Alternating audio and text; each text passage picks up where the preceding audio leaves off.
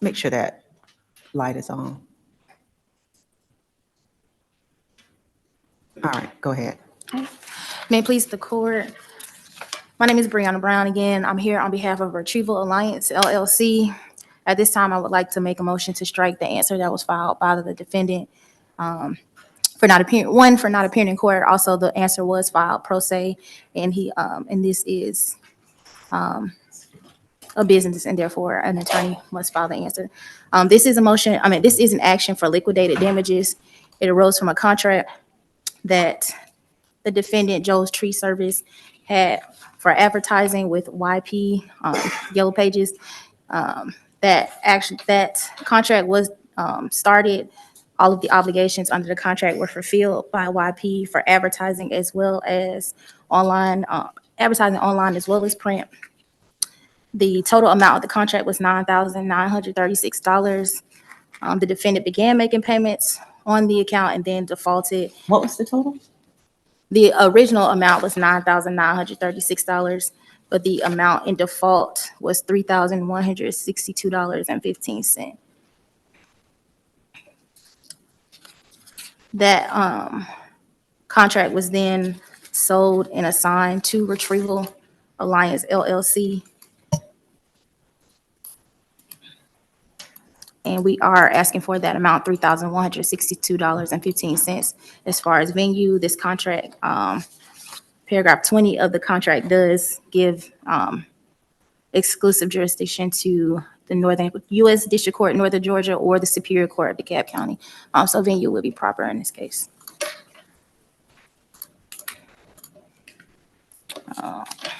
We are also asking, so the total amount we're asking for is $3,162.15. We are also asking for interest up to date.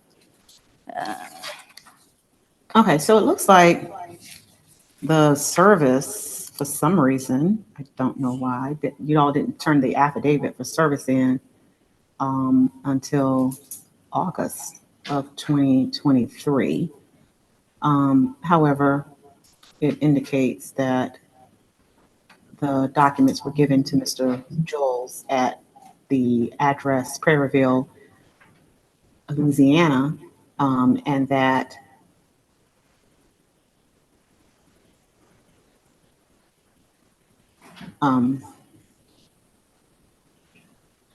this with the service was the summons and complaint that was filed on 11/21. Within 30 days of that, there was an answer. He did not answer, indicating that venue was not proper. He did not do a special appearance. He did answer, although he did deny venue. And jurisdiction says denies that defendant agreed. I don't know. Where's the complaint? Where's you have a copy of the contract? I do. And the contract generally always has that language. Why is he denying that? Just wondering. Let me see the. It's a layperson, so I'm not sure if he read over it, but it is in paragraph 20 of the contract. Paragraph 20. Yes, sure. Yep, it always has that language. All right, your request is granted. Do you have an order?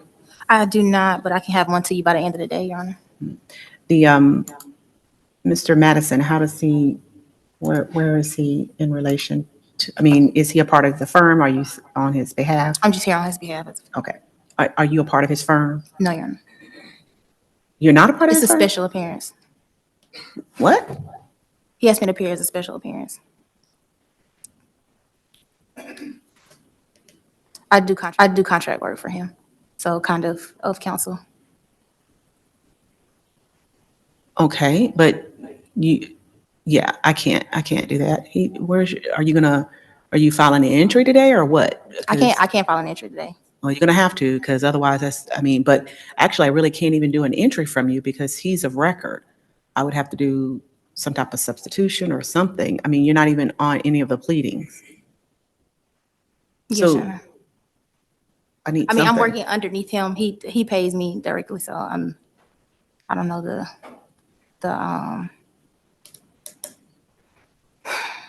I guess the full term for it. It's kind of like of counsel. I do contract work for him, so I do appearances for him on multiple different courts. Well, that's why I asked you, were you a part of his firm? But Well, you're technically, yes, saying- Your Honor. Yes. In that sense, that I appear for him in multiple courts. All right, well, take a seat. Let me look into how to handle that since I'm not really sure. Okay, yes, Your Honor. Did he send anything to us, Mr. Madison? No.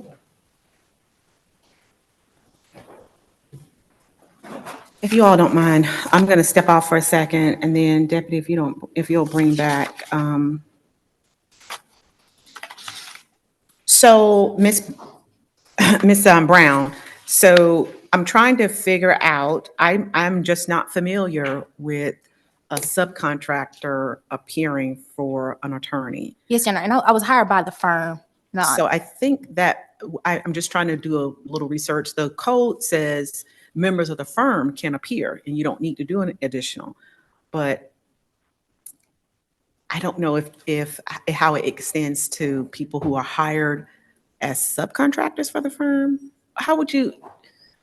I'm an independent contractor. Too. Independent contractor for the firm. Correct. Kind of like general counsel, kind of, sort of. I just don't know the answer. I've never been presented with someone who was here to actually try a case Yes. for the firm. I've had people make announcements, and that's generally no issue. But to actually try it, which even though this is, a 5-minute trial, I just need to make sure we're doing it right. So give me 5 more minutes. I have someone looking into it, so we'll know what to put on the record properly. Okay. And I know a lot of times when judges do ask, I do just a limited entry of appearance. You probably do an entry of appearance, Okay. Definitely. You can go ahead and start that process. I'm sure that's going to be necessary. All right.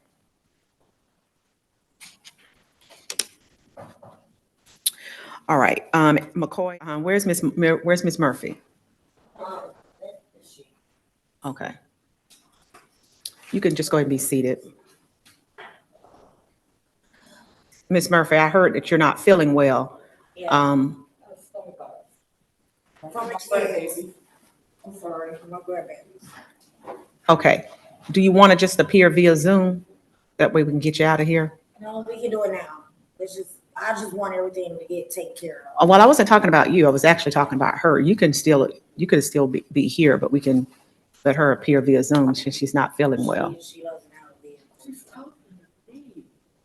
Stop it. Okay. Why you gotta be all exaggerated? Okay, now. It's all your honor. Okay. Doesn't feel like this is a good day for you.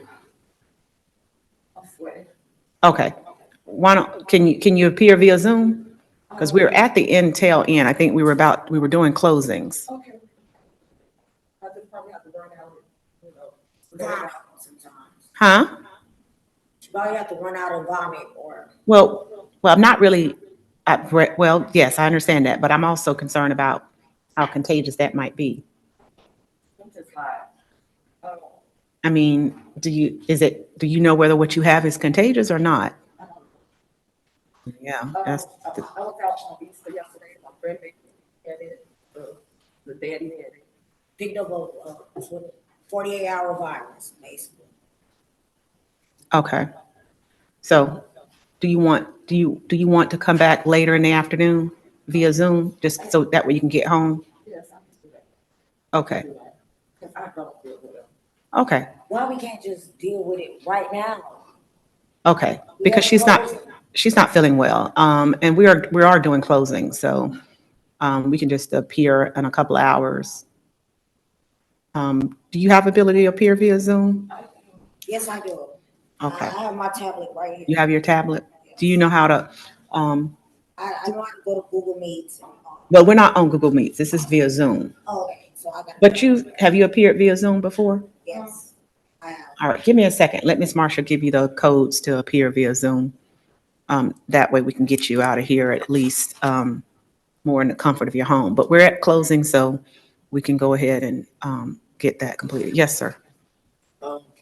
So I had booked the court reporter, and they ended up scheduling it for the 3rd, Book the court reporter for what?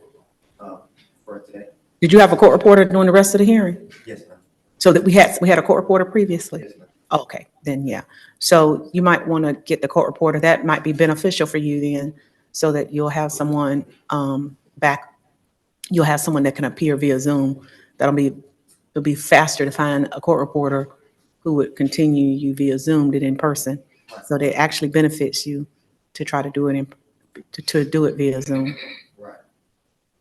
They had scheduled it for the wrong day, so that's what they're working on. You're from the first to the third. Right. Do you think tomorrow morning might be better for everyone to get started tomorrow morning? Feeling a little better?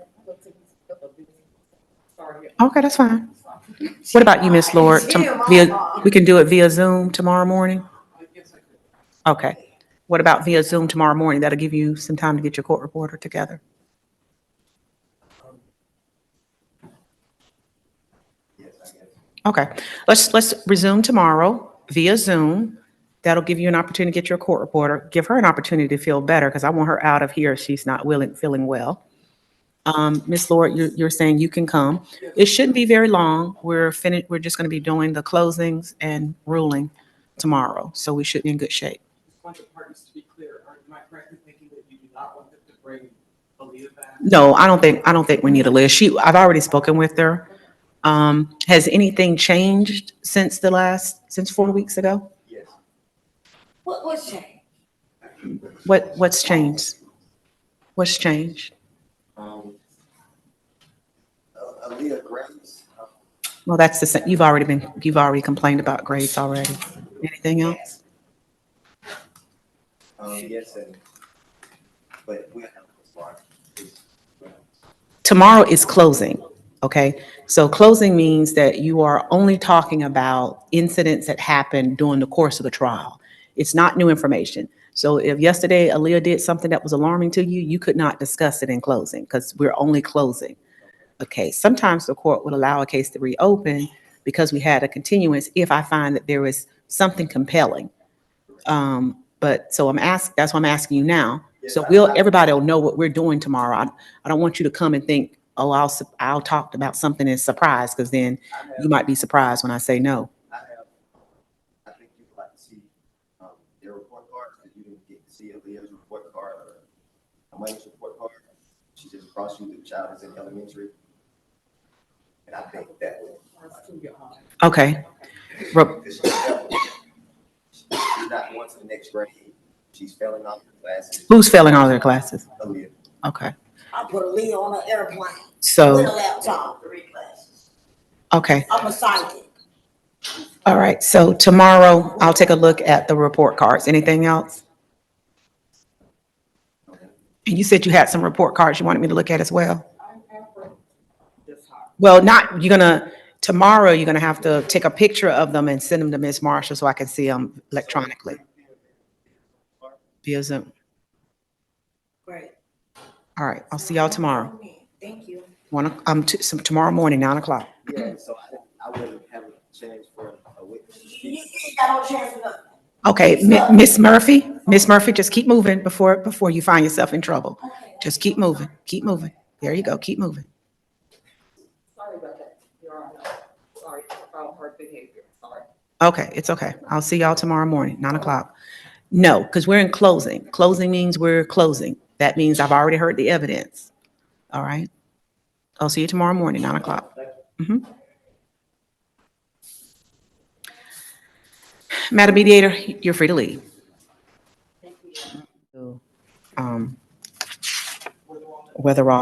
Finish Weatherall, and with Dresden Heights. Okay, you said Miss Pink. Miss Pink, you're free to leave. Okay, I don't know if I'm gonna be able to answer it, but So since this has been open this whole time, I'm getting charged attorney's fees. And I wanted to know how to. I don't know what you're being charged attorney's fees. I can't tell. The only thing I know is that they're gonna send a dismissal for this file. So they can only charge you attorney's fees if they're doing work to reclaim the money. So it doesn't really matter about the case. If an attorney is trying to get money from you, they can charge you attorney's fees, whether you have a case open or not. The only thing the case does is make sure they get their money. But if there's an attorney who's trying to get money from you, they can charge you attorney's fees, even if they don't have a case open. So whether this case is open or closed has nothing to do with the attorney's fees. They can still charge that. The only thing the case does is ensure you pay it. So they can send you a letter and say, you owe us $6,000 in attorney's fees. Doesn't matter if they have a case open or not. But if you said, no, I ain't paying it, then they'll start a case And then they'll bring it to me and say, she owes us $6,000, and I'll look and see, were they actively on your case? And if they were actively working on your case, then the court may charge them attorney fees unless what they were doing was kind of silly, you know? So if they were overcharging or charging you for stuff that the court believes like their clerk could have done, they charge you $400, you know, for reviewing a pleading, I would say yes. But if they charge you $400 for, you know, or taking something down to the clerk cost that a courier could have done for $30, I would say no. So that's how I look at attorney's fees to determine whether they are appropriate or not. Okay. So just in the event of the dismissal, that shouldn't, since my balance is zero, I technically should not see attorney's fees. Not really, because if they feel like they had to close this file because they had to open it in the first place, they might have charged you attorney's fees for it, because the closing of the case is related to them trying to get the money from you. So they might charge you closing of case. In fact, most times I would not be surprised if they did not, is what I would say. Okay. All right. Dismissal has been filed, Your Honor. And they did file the dismissal. They did file it. Okay. So if they charge you like 30.10%, which is like a point, in other words, this document to file probably took them 30 minutes. They might charge you 30 minutes of attorney's fees for them to do that. May. All right. Take care. Thank you. No problem. Thank you so much. More versus more, please come into the courtroom. More versus more, please come into the courtroom. I always ignore her. I always ignore her outbursts. I always ignore her because I know she's Weatherall versus Welch. Attorneys are present. For Mr. Weatherall, let me make sure I have that correct. I have well, it'll be Mr. Martinez. And then for Miss Welch, it will be Miss Miller. So all parties are present. Do we have any court reporters present with us? All right, no. Do we have anyone who anticipate calling another witness that we need to place in another area for sequestration purposes? We may be calling Tiara Weatherall, Your Honor. All right, Tiara Weatherall. Okay, so we'll place you in a waiting room, and if we need you, we'll call you. All right, so stay in that waiting room. Miss Marshall is going to move you. And Your Honor, Ms. Mary Goins is my client's mother. I was not planning on calling her, but just in case of a rebuttal or anything, you probably want to move her as well. I don't see anyone else. Oh, at the top. I do see yeah, her video is closed, so I'm not sure. Well, I don't see a video and I don't see. Okay, well, hold on for a second. Maybe she'll open up her video. Okay, Miss Goins, can you hear us? Unmute so we can make sure you can hear us. No, the video was on. It was turned around. Sorry. All right. So Ms. Goins, you may be a witness in the case. Ms. Miller isn't sure. So because of that, we need to place you on a witness, basically our witness waiting area. So we're going to place you there, okay? If we need you, we'll come get you. Thank you, Your Honor. All right, thank you. All right, so what I have related to this case of the petition for paternity legitimation or official legitimation was filed April 13, 2023. I have that that there was service on the matter in May of 2023. An answer and counterclaim was then filed, it looks like on June 6th. Trying to open it up just to make sure I'm right. June 6th of 2023. Let's see. And it looks like I'm not sure when I did this, but it looks like in July, found an order bifurcating the issues upon the consideration. Yes, Your Honor. You did. Looks like. I'm sorry, I didn't mean to interrupt you. Okay, looks like there was a motion to bifurcate the issue whether the father had abandoned his opportunity interest. So it looks like that was a matter that wanted to be resolved first, the whole issue of legitimation, before we went into, I guess, matters of visitation and child support and things of that nature. It looks like that's why it was signed. And then there was an order, looks like Judge Crawford signed an order denying the motion. After considering the evidence presented by both parties, court finds that the petitioner had not abandoned his opportunity interest and that the legitimation petition would continue. And then starting in January of 2024, you start getting notice for trial. I don't see anything outstanding dealing with discovery. I don't see any outstanding motions. So we're ready to proceed. All right, let's see. Are you ready to proceed, Miss? This actually, no, that would, you'll be proceeding, Mr. Martinez. This came filed by your client, Weatherall. Yes, we're ready to proceed, Your Honor. All right, you may proceed. We're here today to ask the court that this court legitimize Zara, female, born in 2018. She's 5 years old. We're asking that this court find that my client is the legal father of Zara, and what we're asking for as far as custody, we're asking that mom be primary physical custodian, dad would have secondary. Right now, the two live in different states. Mom is in the military. She's currently, it sounds like she's stationed up in Tennessee, as far as I understand. What we're asking for is that dad get visitation once a month, and he would just need to give 2 weeks notice for that regular visitation. And 2 weeks notice for visitation once a month. And dad would be responsible for any travel expense on the regular visitation. And then what we're asking for is any holiday vacation that my client is awarded. We're asking for like Christmas for one party the entire time where the child lives for the school year, and then they would trade off, and like the other party would get Thanksgiving. And we would like to request that it be joint legal with mom having final decision-making authority. We have an outline parenting plan to present to the court today. You have a what plan? Parenting plan? Yes, Your Honor. I also have it right here in person, but I do have it where I can show you online as well. Okay. Should I email my exhibits to Ms. Harris? You can hold it and show, you can present it during the hearing when we get to it for right now. Okay. All right. And then so my client makes about $3,558 a month. We're asking for a $200 travel deviation because mom does live in Tennessee and he plans on going up and visiting. And at least for the first handful of times, my client has no intention of leaving the state with the daughter on this regular visitation. So he needs to drive up there and also get boarding for himself and the child. And but that's what we're here to request from the court today, Your Honor. All right, thank you. Ms. Miller? Yes, Your Honor.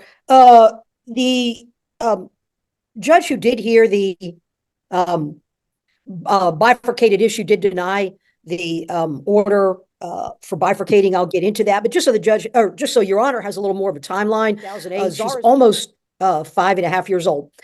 Just to give the court a little background, Ms. Welch became pregnant in Georgia in 2018, of course.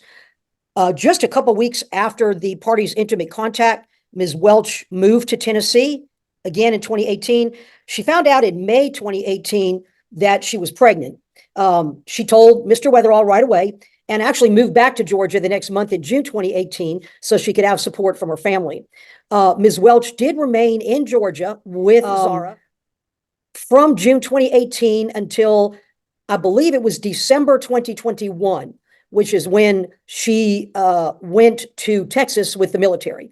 So the baby was in Georgia from June 2018 until December 2021. Ms. Welch was in Texas with Zara for about almost exactly a year, came back in December 2022. And then Ms. Welch was transferred, got her orders and transferred to Tennessee in August of last year. So she's been in Tennessee since August of 2023. What the evidence will show, Your Honor, is the motion to find that Mr. Weatherall denied his or lost his opportunity interest was denied because Mr. Weatherall actually filed a first legitimation in Cobb County. That was filed in 2021. And after 2 years, that was dismissed. I've got a copy of the dismissal after approximately 2 years in the spring of 2023 for lack of prosecution. Mr. Weatherall did not follow through with that case and did not show up at a peremptory calendar, so it was dismissed. And the court found that because he filed that action, even though he didn't follow through with it, that's why he had not abandoned his opportunity interest. The evidence will actually show, Your Honor, we're asking the court to find that even though there is that order, The second step is whether it's in the best interest of the child to legitimate and grant visitation. And the evidence will show, Your Honor, that Mr. Weatherall has only seen Zara in person 3 times in the last more than 2 years. He saw Zara in late 2021. He saw Zara in late 2022, and then in early 2023, in the February timeframe of 2023. So Zara is well over 5 years old, and it's been really, at this point, he's only seen her 3 times for half of her life. Mr. Weatherall has paid, we would argue, no child support at all. He's got some receipts as exhibits we're not going to object to. But if you do look at those receipts, Your Honor, the total of the payments, total, since Zara was born, are $665 over 5 years. The last payment was made in April 2022, 2 years ago. And that was $35 for an Easter basket. Before that, there was a payment in December 2021, and all the rest of the payments were from 2019 and 2020. And they are extremely de minimis payments, and they are for things like birthday cakes, Easter baskets. I think there's 1 or 2 that claims it's for daycare. So he really has paid no support for the child. Mr. Weatherall filed this action almost a year ago in 2023. And even though this action's pending, the evidence will show he's paid no child support at all, no support for the child in the past year since this case is pending. And while he has contacted my client by text and demanded that the child call him, he's not asked for time to see the child. Mr. Weatherall has not followed through in any manner to obtain a meaningful relationship with Zara or paid any kind of child support. I will also say that prior to this legitimation being filed, because the facts fit the definition of abandonment, Ms. Welch did file a name change, which was granted before, she filed it before the legitimation was filed, and that was granted based on abandonment. And so the child's last name had been changed. Let's see. So that, the only other thing I'll point out, Your Honor, is, which Mr. Martinez mentioned, is the distance. It's approximately at least 5.5 hours, if not a little bit more each way. Mr. Weatherall has asked for a parenting time, or I'm sorry, for a travel deviation. Mr. Weatherall, the evidence will show he's not shown any intention to visit the child. And interestingly, he's asked for a travel deviation only for the weekends, which there's no way to know that he's going to exercise. And in his parenting plan for the holidays, he suggests that the party split the driving. They each do one way. For reasons that you will see in the evidence, Your Honor, it's not clear what Mr. Weatherall's income is, but we think it's about $3,500 a month net. Our worksheets are actually fairly close, Your Honor. It's just that we did not do a travel deviation. Our parenting plan we did provide a parenting plan in the event that the court does legitimate the child. It does provide for weekend parenting time upon notice. It does provide for alternating holidays.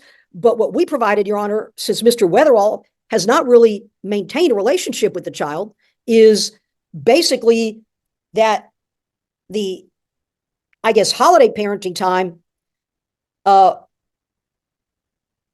he would exercise his parenting time in Tennessee for weekends, and then assuming he exercised a certain amount of those weekends to at least try and reestablish a relationship with the child, then he would move into a holiday or school break visitation. So we kind of had I don't know whether you want to call it a step up, but our parenting plan proposes that he exercises a certain amount of visitation before he moves on and takes the child out of state for lengthy visitation. Because what we are in a situation is, while Mr. Weatherall had plenty of time to do a legitimation and establish a relationship with the child while she was in Georgia, he didn't do that. Now the child is outside of Georgia. So we've got a situation where, yes, it could be argued that the child in her mind knows who her father is, but really doesn't have that kind of relationship with him.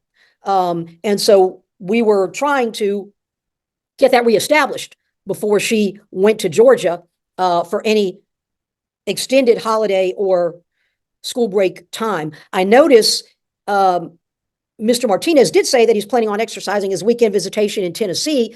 That is not specified in their parenting plan. It is specified in ours.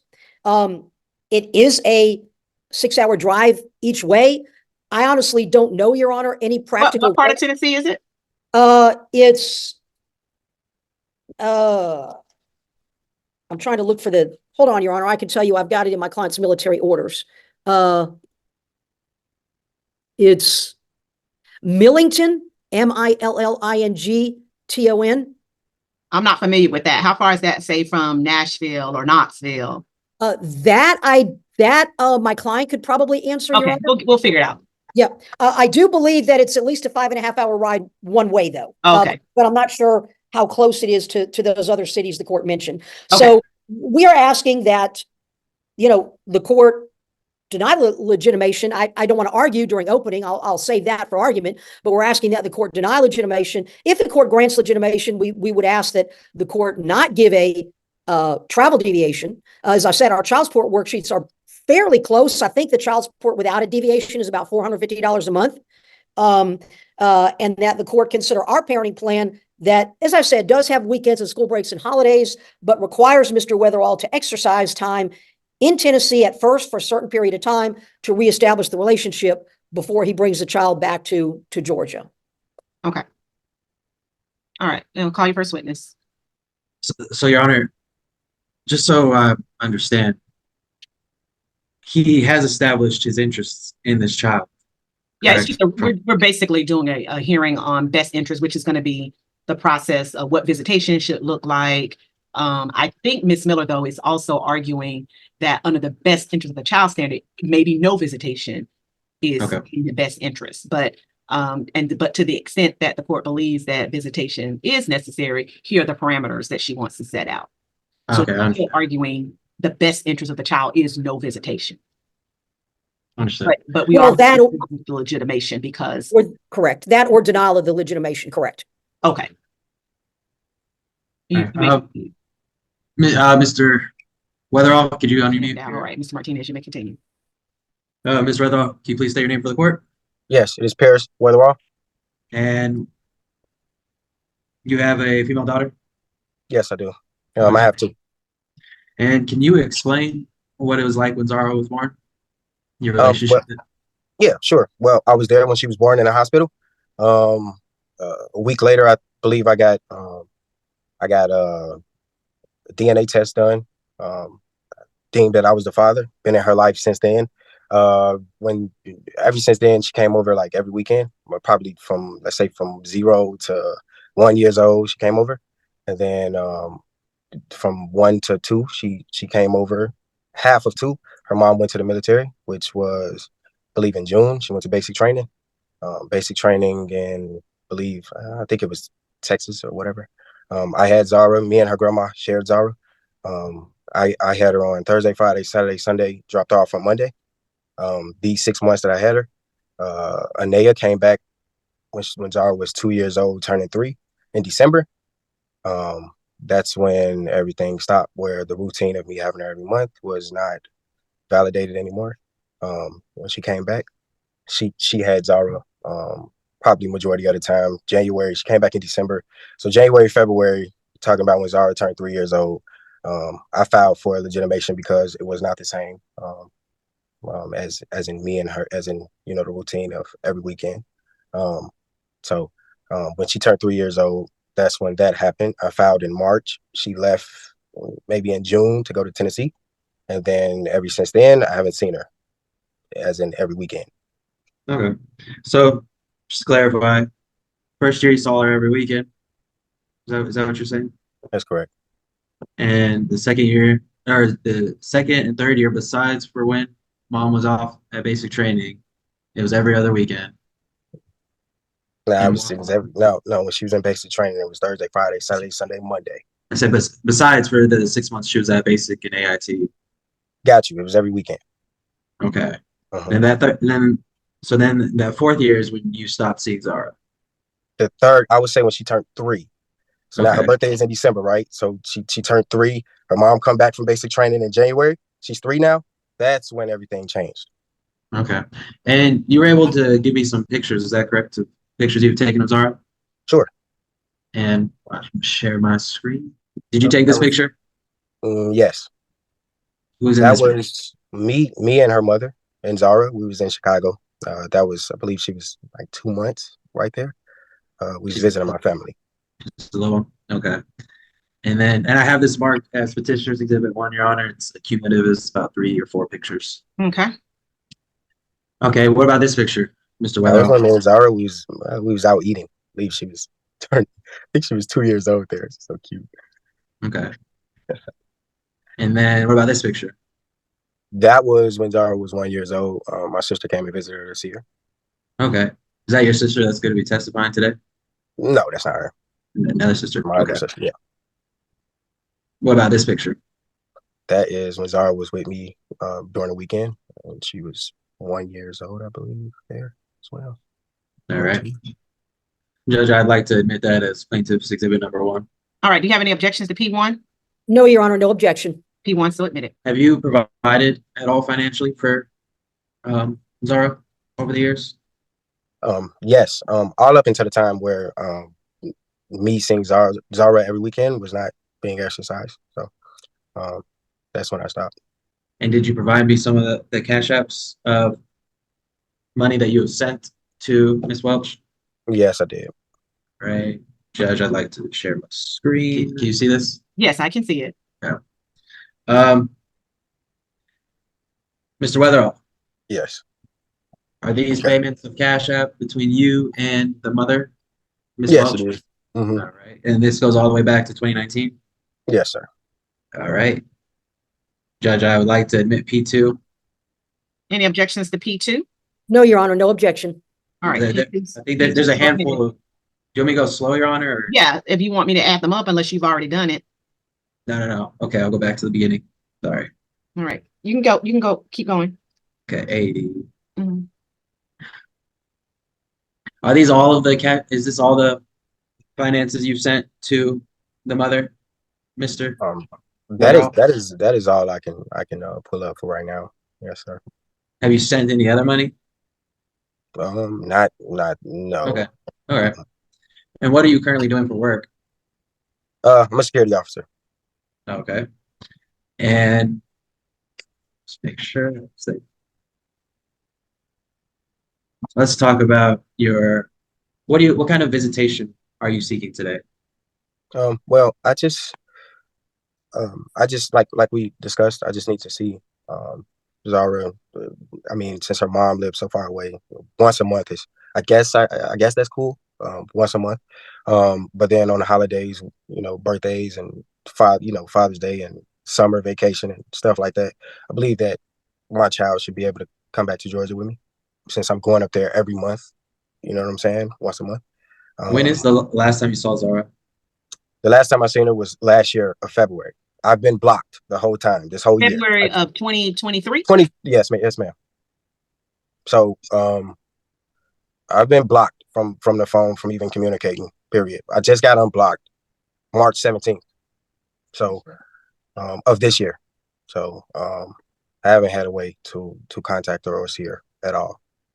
And what was your understanding of why you had been blocked, Mr. Weatherall?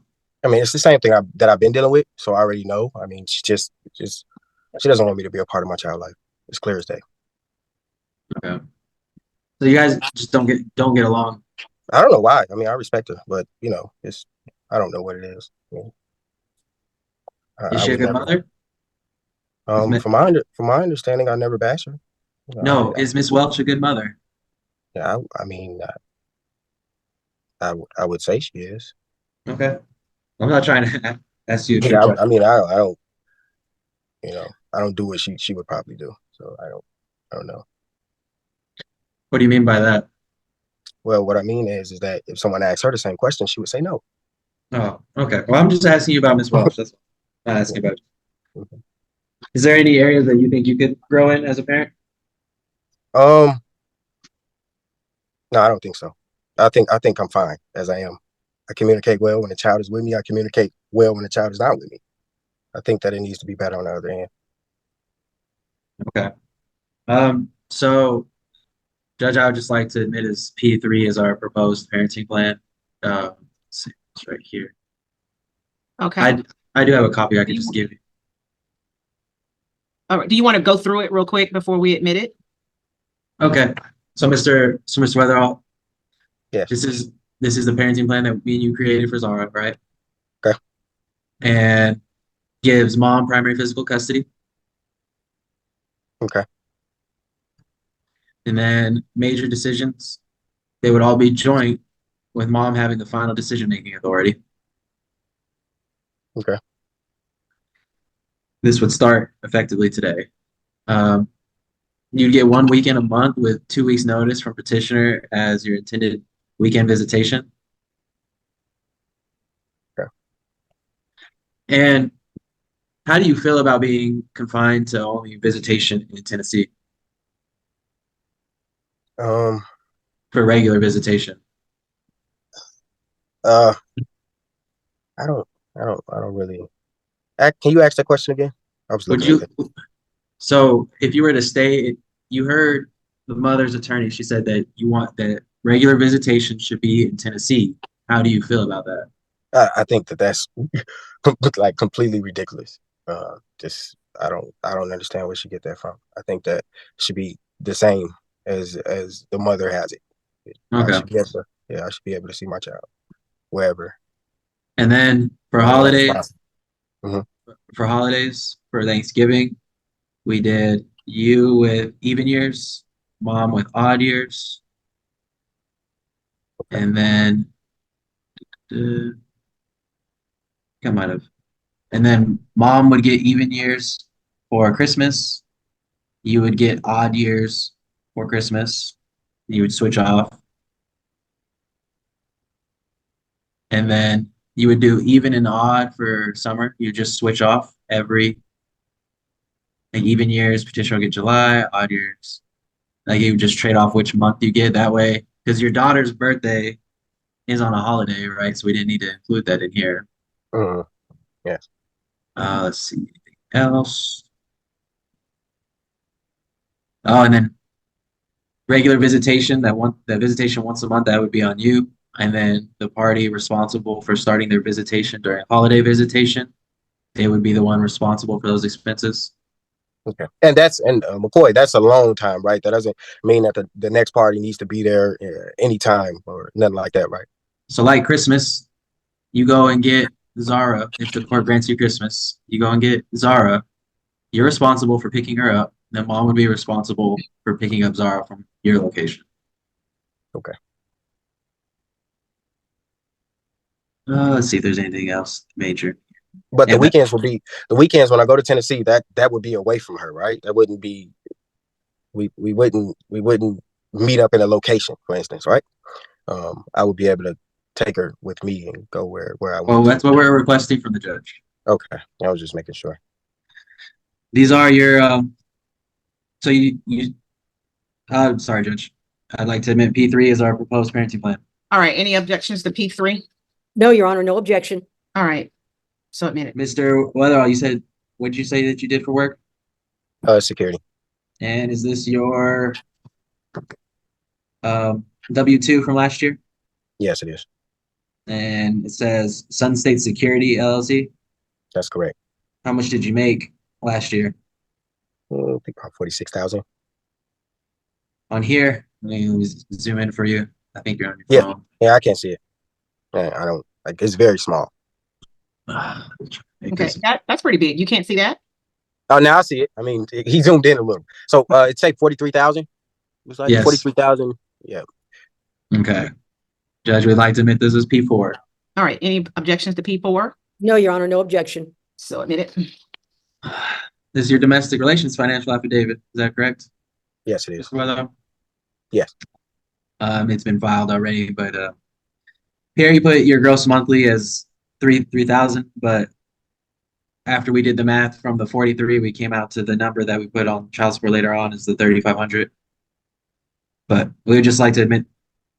So is this your domestic relation financial affidavit, Mr. Weatherall? Yes, that's from last year.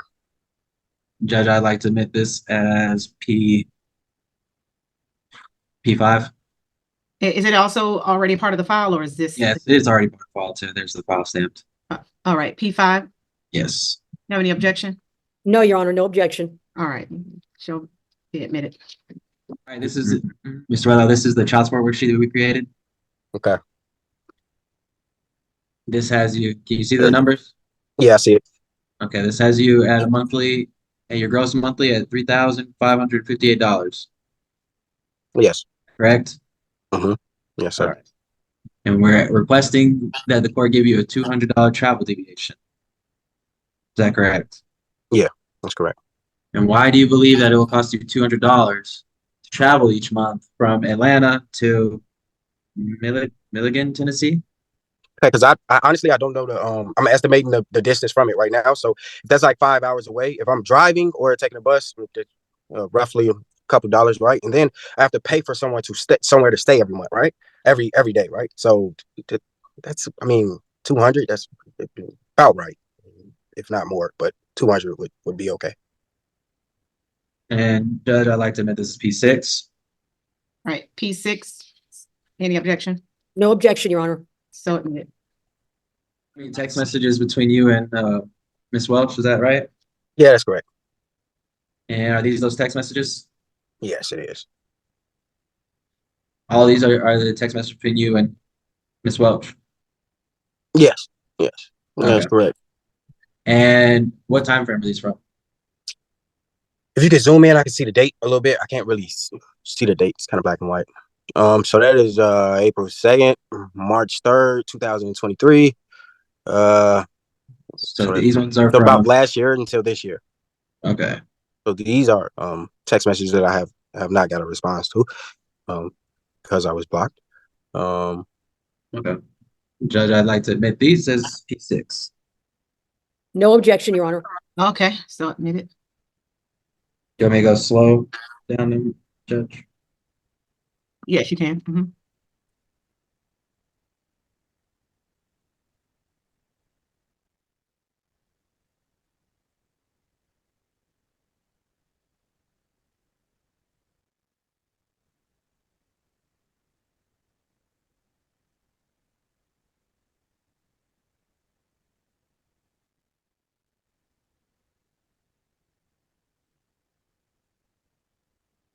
That's it, Your Honor. Okay. A couple more questions for this witness. Mr. Weatherall? Yep. Do you agree that you filed that legitimation in Cobb County? Yes. And what happened to that case? So in Cobb County, what happened was we went to mediation. After we went to mediation, this was around COVID time. So basically we couldn't come up with an agreement, so they had to wait until a court date came up. That was 2 years later.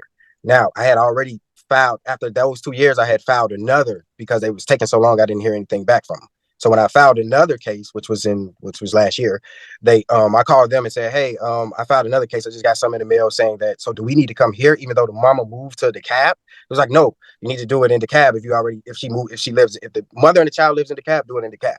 They said there's no need for you to come. We're gonna take it out the system and make sure you don't, the judge know that you already have something going on in DeKalb. No need for you to come. That's what the clerk told me.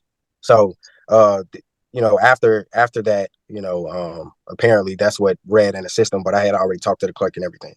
So I just went on with the one in DeKalb after waiting 2 years. They didn't have an attorney in Cobb County? No, I didn't. Okay. No further questions from my client at this time. All right, cross-examination. Yes, Your Honor. Want to ask you a couple questions. Mr. Weatherall, on your W-2, I've got the exhibits as well. I guess I could share my screen, Your Honor. Might be easier for me to do that rather than have Mr. Martinez try and go back and forth. Okay, you can share. You'll have share screen capabilities. Your W-2, if you look at it, I have some questions about it. If you look first of all, there are basically 4 copies, if you can C. Would you agree with me on that? I can scroll down slowly.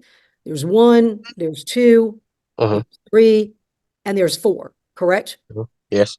Okay, so do you have an explanation as to why on 3 of these, your social security number, which you blocked out as the entire number, and on the second one, it's got only the last 4 numbers, why they're all not the same?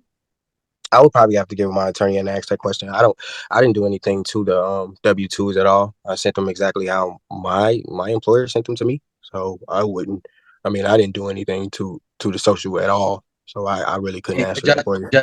Judge, we'll just object as to relevance. Like, I mean, all the numbers are the same. All right, and your response to the objection of relevance? I think if the court will give me 1 or 2 more questions latitude, the relevance will come. The relevance, honestly, Your Honor, is the veracity of the document. And I've got just a couple more questions on it. But I'll let the court rule on the objection. I don't want to proceed. Well, he indicates he doesn't know. You may proceed. Okay. Now, if you look at the top right-hand corner in all of these, you see box 2 where it says federal income tax withheld? Mhm. And you see there's no number in there, correct? Yes. And do you see in box 17 at the bottom in the middle where it says state income tax withheld? Mhm. There's no number in that, correct? Yes. Well, if this were a W-2 from your employer, do you not find it strange that it does not indicate how your federal income tax or the amount of federal and state income tax withheld? No. Can you tell her stop calling me? It just logged me. Hello? What's the problem? I'm sorry. And my thing logged out. I'm sorry. I'm sorry. Do you need me to repeat the question? Okay, okay, can you hear me now? I can't see. I can, Sorry. yes. Somebody was calling me and it logged me out, the whole video. I can answer the question. Basically, I filed exempt for the whole year. So it probably wouldn't be anything in those boxes because I filed exempt. I'm sorry, can you repeat that? I filed exempt to withhold taxes.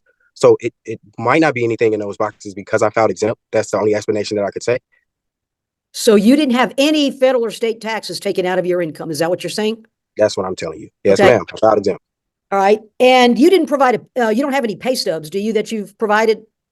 No, I didn't. I mean, I can provide them. There's no problem with that. There's no problem with that at all. All right. Now, on your financial affidavit, I'm not sure if that's down after. Here we go. Financial affidavit. As your attorney explained, you've got your gross income is $3,000, but when you did the math, it's closer to 35 or 36, correct? Yes. Okay. Let me scroll down a little bit. Now, you say you have $3,000 wages and an average of $1,000 overtime, which you say is $4,000 gross monthly income. Right. So is that correct? Is it $4,000? No, that's not correct. We actually did the math wrong on it. I was putting the actual exempt on there and the overtime on there as well, but I don't get that regularly. So that was just at the time being. I kind of filled it out wrong, incorrectly. Okay. And scrolling down, obviously your net monthly income is not 4,000 either. No. Okay. But at the time of this thing, I had a whole nother job. Now I'm only working one job. So I was kind of adding that other income in there as well, that I was making every 2 weeks. So I'm not working there anymore. What other job did you have at the time? I was working security, or another security job. Okay. And I'm going to see if this has a date And this on was it. out last year. So correct. Yes. It looks like you signed this in January of 2023. So a little over a year ago. Now, if you don't have any pay stubs and your W-2, although well, never mind. I'll move on because net income is not really relevant to child support anyway. It's gross income.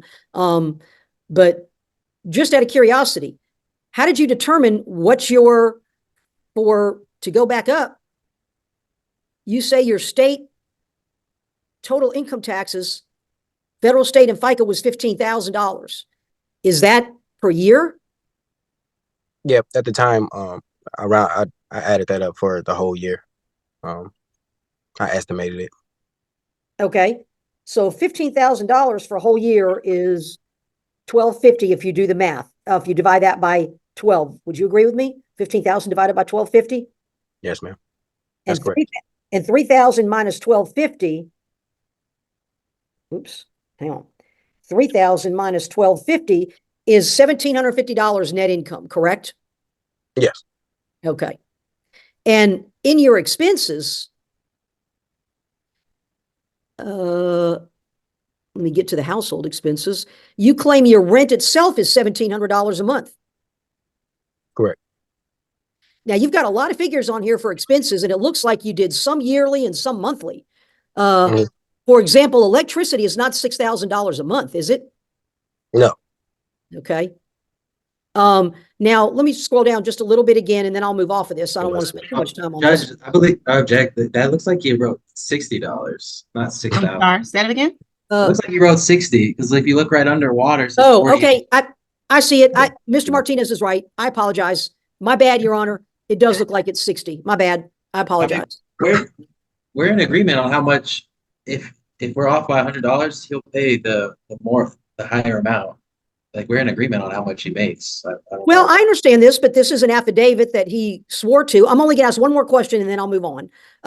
As far as the expenses for childcare, you don't pay $960 a month for childcare for Zara.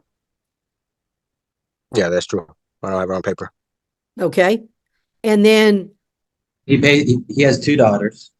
If you look, it says Paris. His other daughter's name is Paris. If you look under Zara, it says $0. oh, gotcha. Okay. Yeah, So, yeah, all right. I mean- So not a, all right. I'll move on. I'll move on. All right. Scroll down. So you have a weekend parenting time. You have one weekend each month with 2 weeks notice, correct? Yes, ma'am. Okay. What would be the starting and ending times of those proposed weekends? Because unless You go down, you can see the weekend shall. oh, I see. Okay. So Friday at 6 p.m. till Sunday at 6 p.m., correct? Yes. Okay. And you would agree that it's at least a 5.5, if not a 6-hour drive one way, correct? Yes. So basically, you would be picking Zara up at 6 p.m. on Friday. Correct. Doing a 6-hour drive, getting to your house if you took her to Georgia at midnight. No, I don't think that was the agreement. I think that we were staying in Tennessee for the weekends, once a month for the weekends. So are you agreeing then that if you have weekend parenting time, you would exercise it in Tennessee? That's correct. Yes. Mm-hmm. Okay. All right. Okay.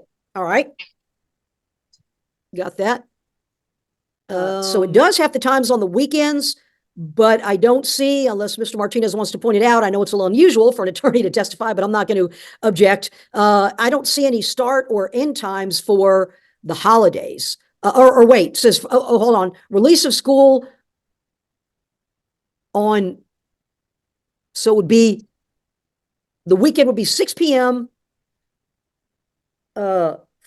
Release of school on Friday until 6 p.m. on the Sunday of the holiday. So for example, all of these weekends that you have here would be from Friday at 6 until Sunday at 6, or Friday from release of school till Sunday at 6, correct? I apologize.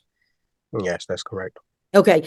And again, just looking at the weekends, those are just weekends. So would you agree to exercise those holiday weekends in Tennessee rather than drive 6 hours Friday night and then back 6 hours on Sunday? No, I wouldn't agree. I think on a holiday weekends, she would be able. She should be able to come to Georgia. Okay. And do you think that's in Zara's best interest to get in a car when school ends? Let's say it ends at 3. I'm going to object to that because it's something that is like, it's for the court to decide what Zara's best interest is, Your Honor. Right. Generally, yes, but I want to know what his thoughts Okay. are because Okay. you do have there's a good bit of travel, so I kind of want to get an idea of what he anticipates doing because if you pick a child up on Friday, what's your plan? Are you going to drive back? What's the plan if you're looking at a weekend that you're going to have a 5-year-old on the road for 12 hours and less No, than 3 days? the So weekends. a lot of movement. So I want to hear Right. what's the intent. Well, when we do once every month on the weekends, and I would be in Tennessee, right? I would be there from Friday to Sunday. Now the holidays, I believe that it's best for her to be with me when it's longer than a weekend, right? Okay, you mean longer than a weekend? Okay. Yes, ma'am. Yes, ma'am. All right. So to clarify, the holidays, the weekend holidays that everybody can see on the screen now, where it says other holiday schedule, for example, Father's Day, Easter, Memorial Day, 4th of July, Labor Day. Those are release of school on Friday to 6 p.m. on Sunday. You see that in your own parenting plan, correct, Mr. Weatherall? Yes, I see it. Okay. So again, this is a weekend. Right. Are you agreeing to exercise that holiday time in Tennessee if it's a weekend, Friday to Sunday? Those holiday times, if it's a weekend, even the 4th of July, the Labor Day. Yeah. That's we talking about the holidays on a weekend, the 4th of July. That's kind of, that's a good one. Nah, I don't think I agree with that, because I think that I can, what about my other family that want to see her as well? I think I could exercise her getting back and forth in time, from Friday to Sunday. I think that I can do that. Okay. So it would be your plan to now, let me scroll down a little bit, to the transportation arrangements. Now, you propose for holiday parenting time. The parent who is starting their parenting time with the child does transportation, correct? Yes. Okay. So I'm assuming, based on this plan, since this is holiday time, you would get in your car on a Friday afternoon, drive 6 hours to pick up Zara from school when she gets out of school, whatever time that is. Let's say 2, 3 o'clock. So you drive 6 hours to be there by 2, 3 o'clock, turn around, drive 6 more hours. So that's 12 hours on Friday to take Zara back to Georgia. And then you would expect Ms. Welch. So I'm guessing that there's no such thing as a plane here, right? I'm sorry? No such thing as a plane. It's just driving, right? This is what we're putting in here. Does it say just motor vehicle? No, this is your parenting plan, Mr. Weatherall. Are you? Yeah. So that would, the time that you're speaking on would probably wouldn't be 6 hours. So, but yes, I'm telling you that I would be responsible for holding myself accountable for taking her from Friday to Sunday and taking her back to her mom at the appropriate time. Yes. So, well, what you just said, and I apologize if I seem like I'm dragging this out, but what you just said is at odds with your parenting plan. Your parenting plan clearly states, and I'll scroll down a little bit, is that you would expect Ms. Welch to come to Georgia to pick up Zara on the Sunday at the end of these weekends. Is that your intention? Because that's not what you just said. To come pick her up on Sundays? From you, correct? No, I will be dropping her back off on Sundays. Even on these holidays that you see on the screen that are just weekends. These are holiday weekends. Yes, ma'am. Okay. So when your parenting plan says for holiday visitation, it's the parent who's starting visitation to be responsible, and the parent beginning, okay.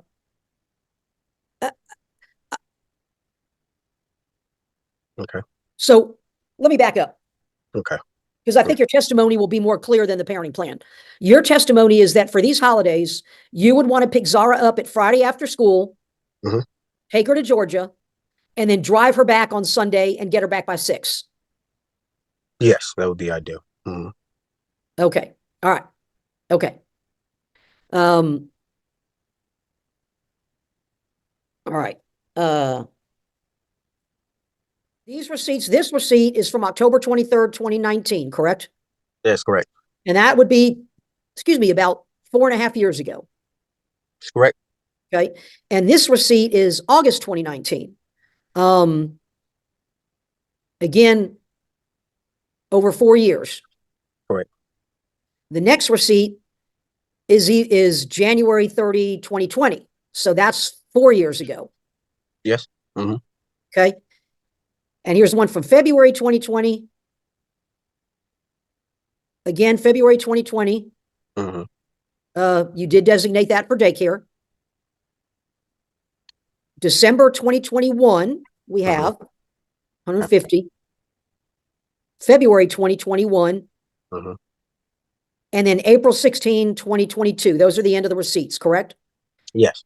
So you said $30 a year, 2 years ago for an Easter basket, which you designated for an Easter basket, correct? That's correct. Right? You made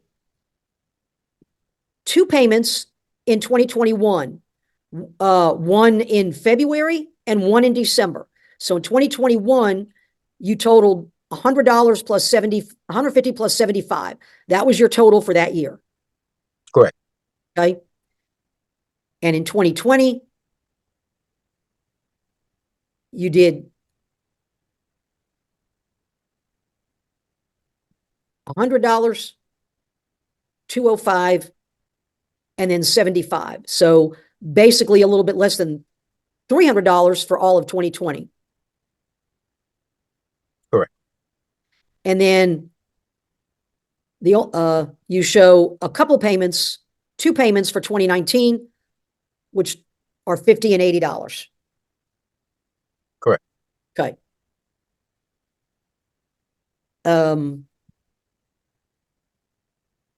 Now, we go to the text messages that you have. You can see the date and the year on these text messages. It was February 2023, correct? That's correct. And that was the last time you actually saw Zara in person, correct? That's true. And do you recall the circumstances surrounding that visit with Zara? In other words, do you remember what you did with her and who was with you? Yes, I do.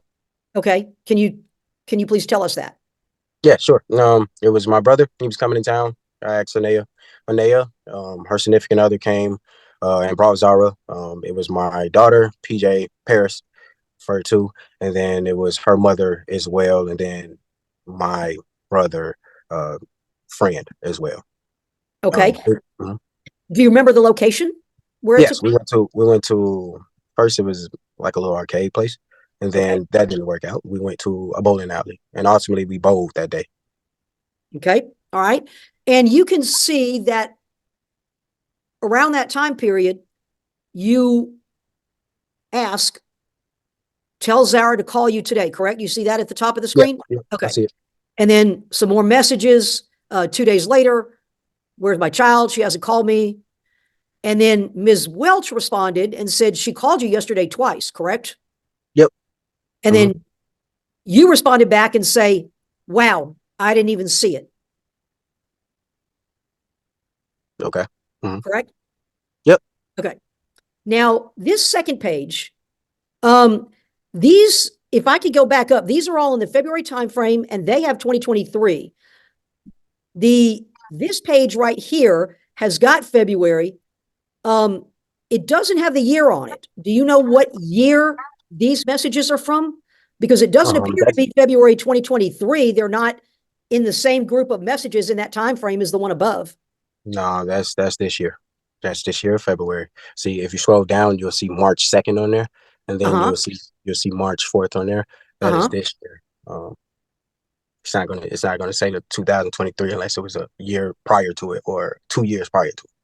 That's how iPhones work. Okay. So from this year.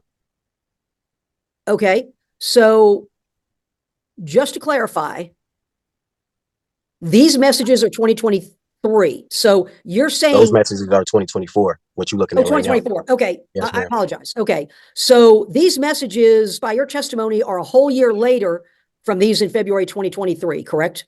That's correct. Okay. And you're saying that even the ones at the bottom, March 2nd and March 4th, is this year? Yes, ma'am. Okay. And scrolling down, now we see a year that's March 3rd, 2023. Right. Okay. Mm-hmm. And there's no date above that, but the message right above that, you see, tell my baby to call her GD ass daddy. Yeah. Sorry. Was that the same time frame as the March 2023? That's see how I sent the messages is continuous. So that right there is continuous from the messages that you were just looking at from February. February 2023, and then that's March. I'm not getting no responses. You know what I'm saying? So that's 2023 right there. I just sent them in a different way. So this is 2023. Yes, ma'am. Okay, gotcha.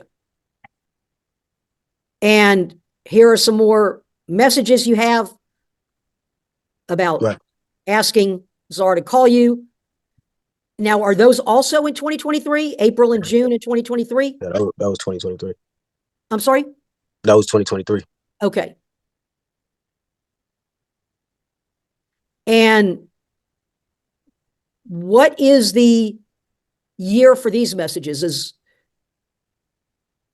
If you were, that was 2024. That was March 2024. okay, all right, You scroll back up, the other ones, 2023 or March. And Okay. that was this year. okay. And on March 19th, Ms. Welch responded and said, "Good morning, I'll have her call when she gets home," correct? That's correct. Okay. And these are continuation.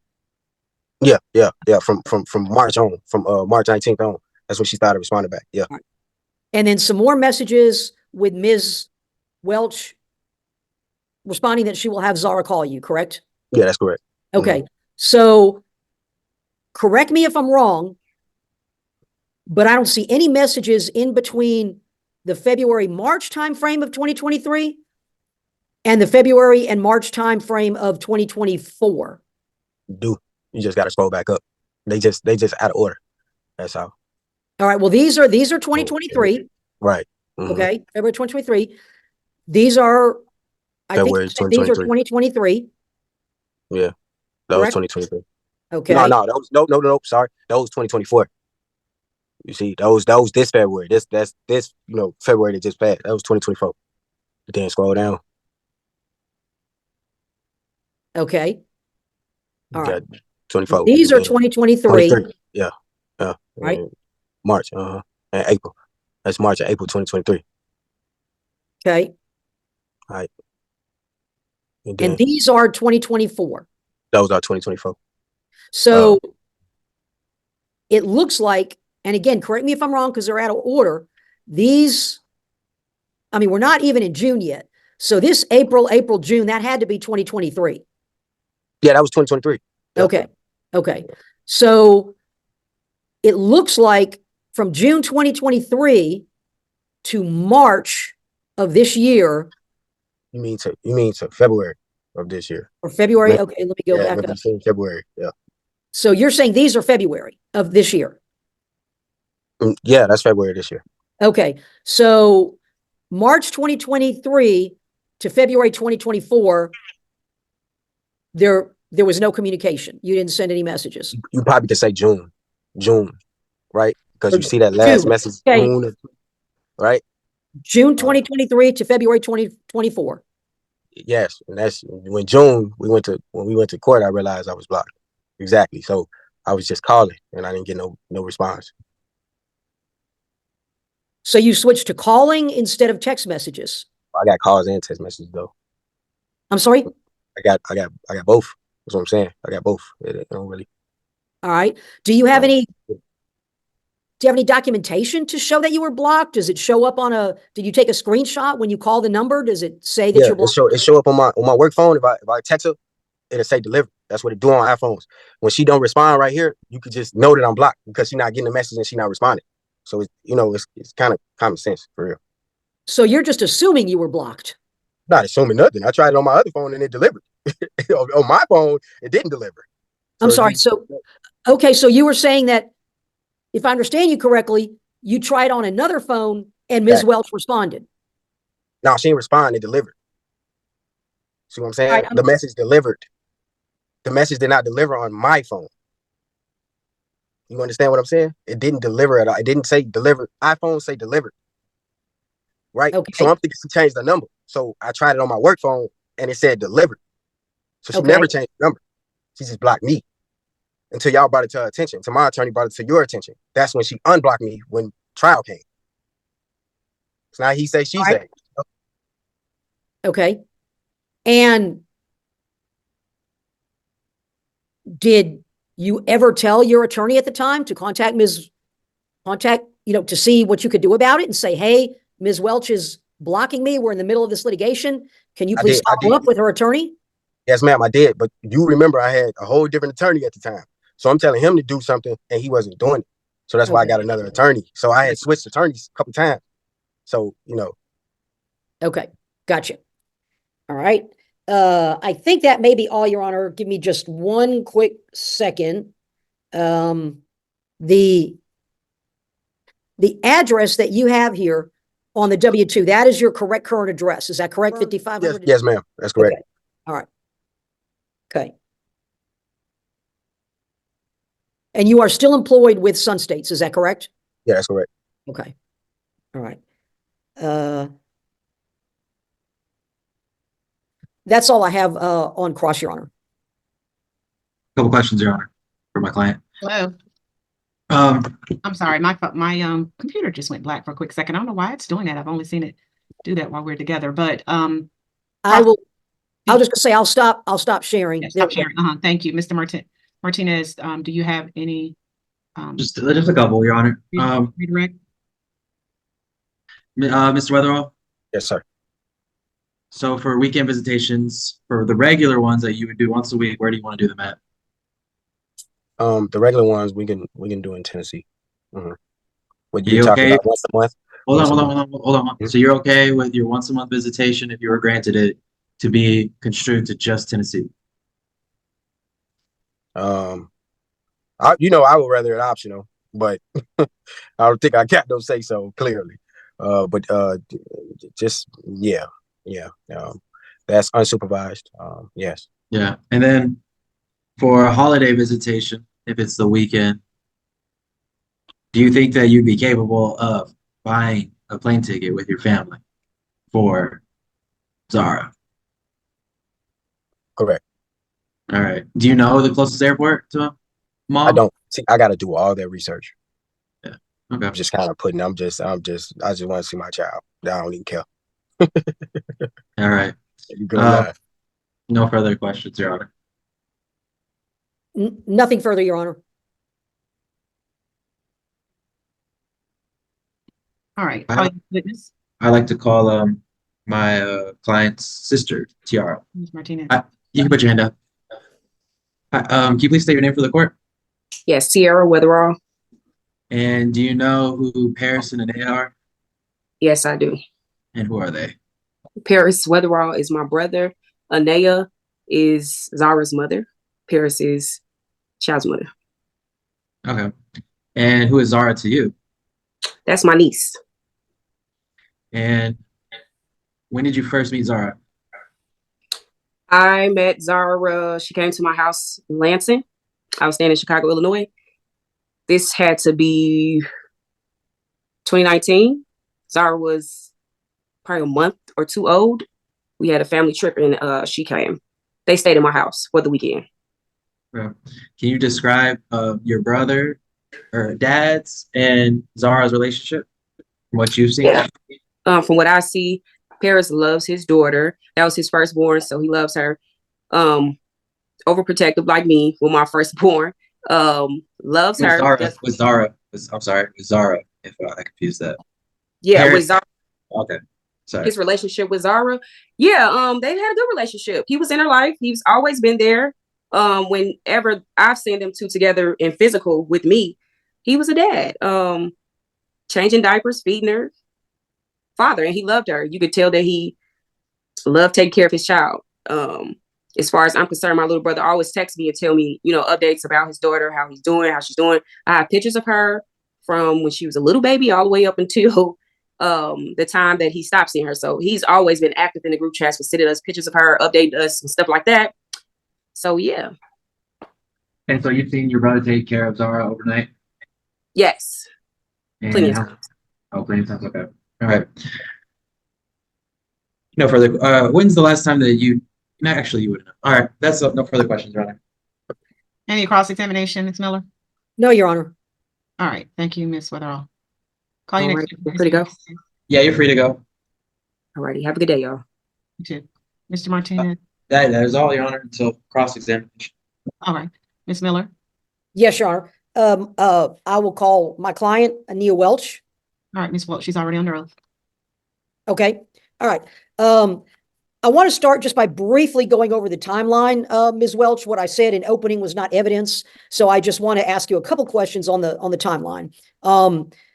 Zara's birthday on 2018, correct? Yes, that's correct. Okay. And where was Zara conceived? She was conceived in Georgia? Yes. Okay. And then shortly after your intimate contact with Mr. Weatherall, you moved to Tennessee, correct? Yes, I moved back to Tennessee because I was still in the military and I was waiting to go back to training. Okay. Now, do you recall when you actually found out you were pregnant? Yes. I guess the day I found out was the day before Mother's Day in 2018. And then I went to the doctor the following Monday to get confirmation. Okay. Did you tell Mr. Weatherall right away that you were pregnant? Yes. Once it was confirmed, I called him and let him know. Okay. And then did you end up moving back to Georgia shortly after that? Yes, I did. I ended up going back to Tennessee after that appointment, and I went back, packed up my things, and my family was able to help support me to come back down in June of 2018. Okay. So you came back to Georgia in June of 2018, and Zara, of course, was born here in Georgia, correct? Yes, that's correct. And did you remain in Georgia from June 2018 till you were deployed to Texas in December 2021? That is correct. Okay. So you were here, that's approximately about a year and a half. The last half of 2018, well, actually, that was, now I'm doing my math, that was about 2.5 years, correct? Yes, that's correct. Okay. So you were here 2.5 years from June 2018 to December 2021, and you did get deployed to Texas in December 2021. Is that correct? That's correct. And when did you return to Georgia after that deployment? December 2022. Okay. And during that 12 months, which basically was 2022, did Mr. Weatherall see Zara in person at all during that year? In 2022, the only time that Mr. Weatherall saw Zara was for Father's Day when I went down to Georgia because Zara was getting dedicated at church. And I asked him that weekend if he wanted to see her. That is the only time that he saw her that year. Okay. Okay, let me make sure I'm not missing anything. You said from June of 2018 to December of 2021, you were in Georgia. Correct. During that time, did he see his daughter? And yes, Your Honor, he did. If it'll help the court, I was actually going to kind of get into those details. I was just kind of giving an overall timeline. I'll let the court proceed, but I just wanted to let you know that I was going to get into some of those. Because I thought you were asking her about December 2022 already, and you didn't ask her about it. I did. I got out of order. That was my fault. All right, go ahead. I'm sorry. That's my bad. Okay. So now, when you, and I don't want to spend a lot of time on this because I know it was over 5 years ago, but when you let Mr. Weatherall know you were pregnant, what was his initial reaction? I remember it like it was yesterday. I told him and he was like, by who? I was celibate.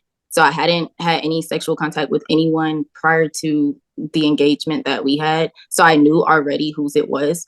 And when I told him it was his, he laughed at me and said there was no way. Later into the pregnancy, he did tell me that we were having a conversation. I told him I was still confused because he never penetrated. And he said, oh, I didn't say I didn't nut in you. So I don't know. It kind of changed. It kind of brought the reaction when I initially told him about the pregnancy clarity. Okay. And did Mr. Weatherall have any involvement at all with you during the pregnancy? Did he go to any doctor's appointments? Did he pay any bills? No. I went through the pregnancy with my family. He didn't go to the doctor's appointments, the gender reveal, or the baby shower. The only thing he showed up for was the birth about 20 minutes before I had Zara. Okay. All right. Now, basically, to kind of get back to the timeline that the judge was referring to, and I'm going to kind of go backwards a little bit. So from the last 2.5 years, meaning late 2021, fall 2021 to current, how many times has Mr. Weatherall seen Zara in person? Again, from late 2021 till current, the past 2.5 years, since she was about 2.5 years old, 2.5, 3 years old. Okay, so like December 2021 to now. That would be in person, yes. Yes, in person. That would be 2 times. All right. Did Mr. Weatherall see her in the fall of 2021? I'm sorry, before you ask her that question. So you're saying that when you were in basic training during that time frame, the information he gave was inaccurate. He was not participating during that time frame. So the time frame that he gave is actually inaccurate. When I left December 2021, Zara was 2. She turned 3 in Texas.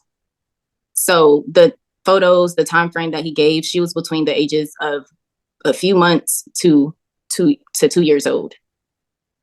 And the specific time frame you're asking about for basic training, Your Honor, that was May of 2020. And my mother had power of attorney, but as you know, we have to do for any type of active duty related things, we have to have a power of attorney. So because Paris did not have actual rights yet, my mother was the one who was solely caring for Zara. In that time frame, we had arranged for Paris to be able to get her on the weekends, Thursday, sometimes Thursday. It was only a few times he did Thursday, but it was Friday to Sunday. And there were a lot of hiccups with that arrangement, but he did see her, and I was only gone for 4 months, Your Honor. I left in May of 2020, and I came back December 15th of 2020, before Zara's birthday. I was back in time for Christmas. And if needed, I can provide DD-214s.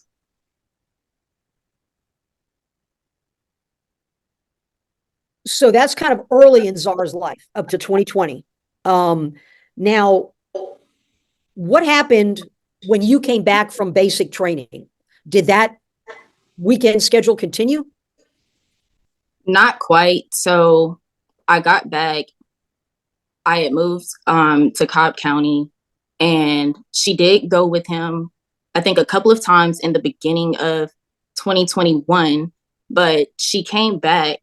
When she came back from him one weekend, she had COVID.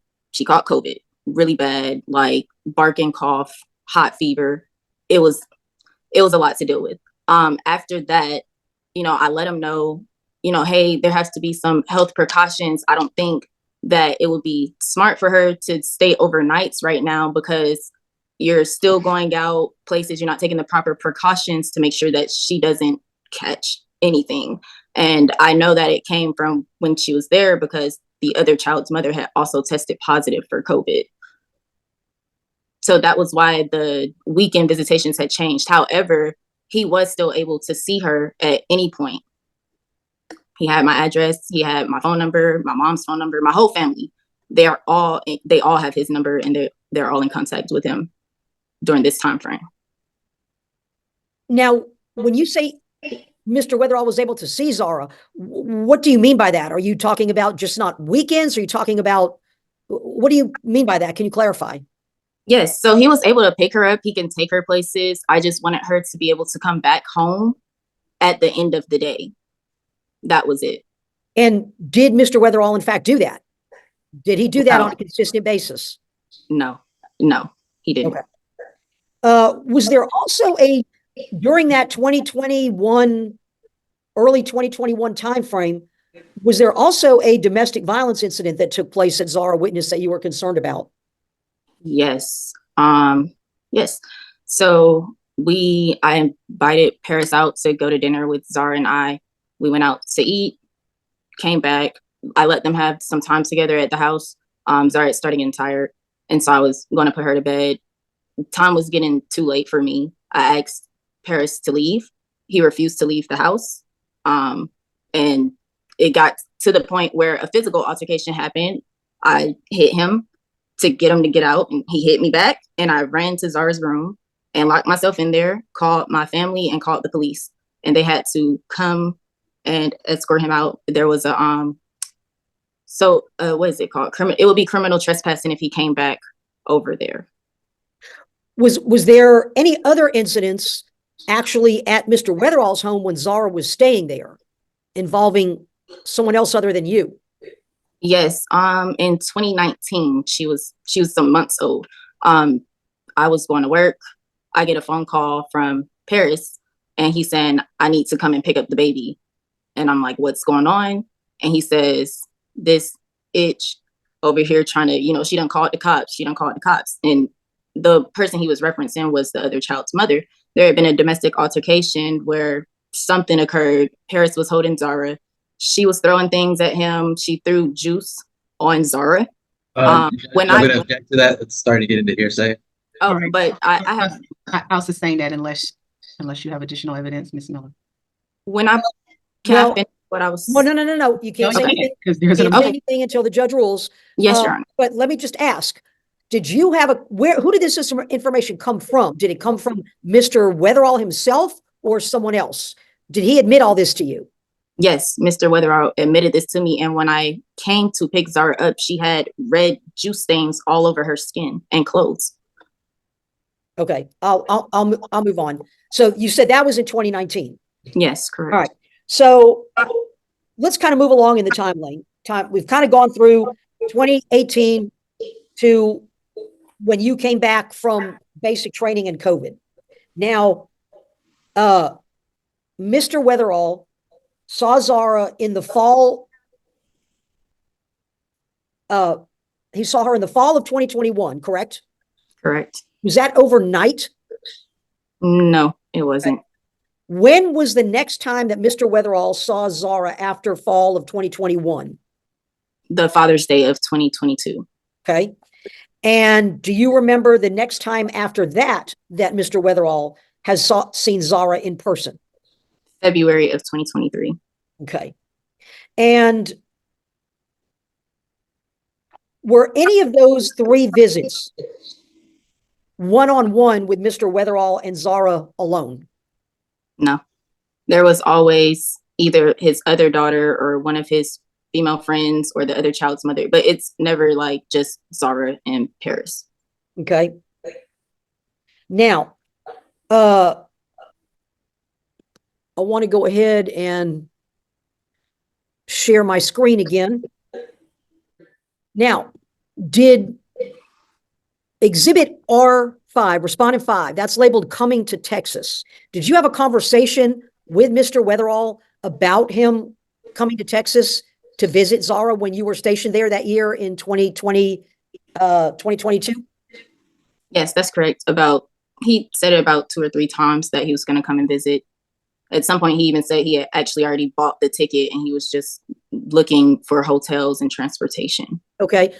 I'm going to bring up R5, which was October. Was this in October of 2022? Yes, because that was screenshotted last year. So yes, it was. And I'm going to scroll kind of slowly here. And you can see Mr. Weatherall says he got a plane ticket while he was in Chicago. So he's going to be there to see her, correct? Yes, Jody, could you zoom out a little bit? I'm having out a little. Or maybe slide the screen over. Is that better? Yes, that's fine. Okay. And Mr. Weatherall told you that he had bought a plane ticket and was coming to Texas to see Zara, correct? Correct. Okay. And I'll scroll down slowly, but there's some conversation about where you're located and hotels and everything like that, correct? Yes, correct. And he was going to look up the location, and he says he wants to see Zara, and if he was coming to Houston, how far would it be from you? And the two of you continue a conversation about hotels and possibly places to meet, correct? Correct. Now, let me scroll back up, because the messages at the beginning are October 12th, correct? Yes, that's correct. Now they move into January. Can you put a time frame and a context as to why these messages at the top are October 12th, and then it moves into, or not October 12th, October 2022, but then it backs up to January? Did you have 2 different conversations? No. That you, sorry, go ahead. I'm sorry? I thought you were still going. Do you want me to respond? Yes, go ahead. Okay.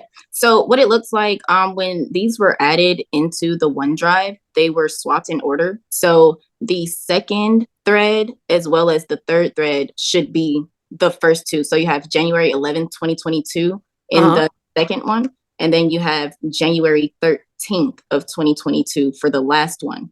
That first one, yes, the first screenshot in there is later in the year of 2022. So that is the second time that he was saying that he was going to come to Texas. Okay, so that answers my question. You had conversations in January of 2022 and then in October of 2022 where Mr. Weatherall said he was going to come out to visit.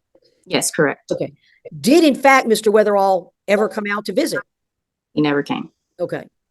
Your Honor, I would like to tender, I believe this is P5 or R5. I'm sorry, R5. Any objections to R5? No, Your Honor. All right, so admitted. Okay. Mr. Weatherall actually recently either had a phone conversation or audio visit with Zara in the last few weeks. Is that correct? That's correct. And who initiated that? Zara did. Well, I did, but Zara did. March 17th. Okay. All right.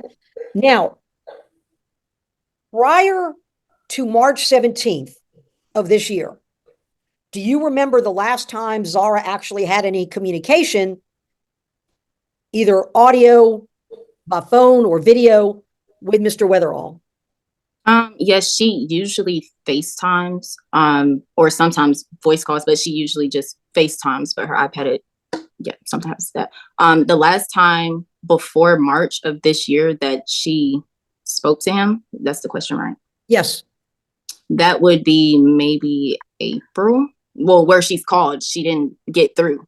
So the last time she actually got through, I believe, was February last year. So not February 2024, but February 2023. Correct. Okay. Up until then, I don't have any type of dialogue, no text messages from Mr. Weatherall. My last message from him is June of 2023. So I never received anything, but my line has always been open, unblocked. Okay. And speaking of that, you actually provided a thread of text messages between the two of you, similar to what Mr. Weatherall has done, correct? Yes, correct. Okay. And that's, I'm going to bring up R6. Are these all messages between you and Mr. Weatherall? Yes, they are. Okay. Now, I don't see a time frame on this first one. Do you recognize this message, and do you recall when it's from? I do recognize it. Unless I look through my phone right off, I don't have an exact timestamp. I'm trying to see. It doesn't look like any of these have timestamps on it. Do you remember are they from 2024? Are they from this year? Oh, no, none of these are from 2024. Most of these are from 2020, 2021, and I think also 2019. Okay. All right. Is this first paragraph, is this an example of how Mr. Weatherall communicates with you? This language that he uses and his tone, is that his usual method of talking with you and communicating? Unfortunately, majority of the time it is. It's kind of back and forth. Sometimes he's nice, and then other times I get very aggressive type messages, which is why I kind of stopped responding to some of them, because it's a lot mentally to try to, why are you talking to me like this, you know? Okay. All right. But again, these messages I'm scrolling, they're definitely not from this year. No, they're not. Okay. None of those are from this year.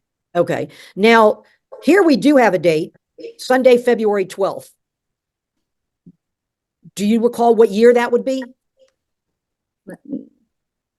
I can't see on yours, so I'm scrolling here. February. Says, hey, tell Za to call me today whenever she can, February 12th at 10:14. Oh, that's most definitely going to be 2022. That's 2022, because if I screenshotted it last year, that means that year hadn't passed. So that's 2022. 2022. So this was about 2 years ago. Yes. Okay. And on February 12th, Mr. Weatherall asked you to have Zara call you. Yes. And then he messaged you the next day and said, what happened yesterday?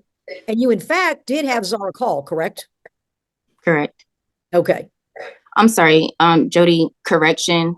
I'm reading right here and it says upstairs. I didn't have an upstairs in Texas. So that means that was a 2021 message.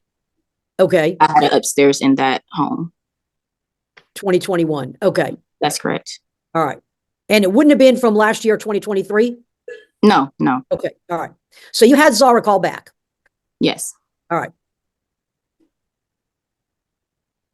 And this does have a year. This is January 2022. Correct. And you informed Mr. Weatherall that Zara tried to call him, but he didn't answer and that she was upset and that you told Zara you'd call her back, correct? Correct. And Mr. Weatherall denied he ever got a call. And then apparently it looks like you sent him a call log or something to show him where Zara did call. Is that correct? That's correct. I showed, and she had called twice. It had an email that she called from. Okay. And again, October 2021, asking, can you call me later so I can see my child? And then you respond, I'll have her call you when she gets out of school, correct? Correct. And did you in fact have her call? She did call. And you responded, and your response was, again, Mr. Weatherall didn't answer. Correct. And Mr. Weatherall's response was, he didn't answer because he had a job and other obligations. Correct. See that? Okay. December. Now, these messages are December. What year was this? Do you recall?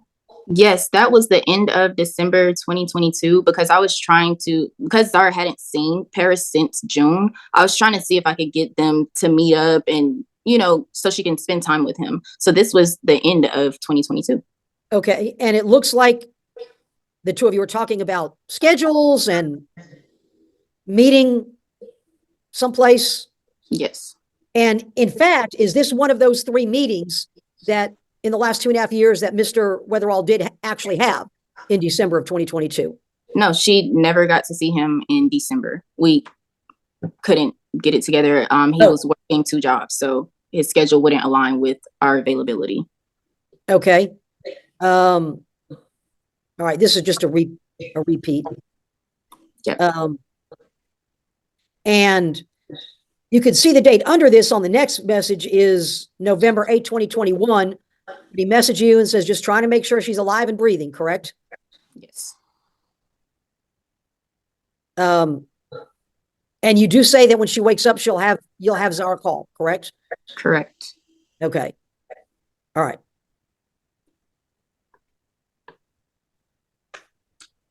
And again, this is February. Do you know what year this would have been? Yep, that was, let me see. February 22nd. If you can recall, this is actually the same one that Paris submitted, just ironically sent the same thing.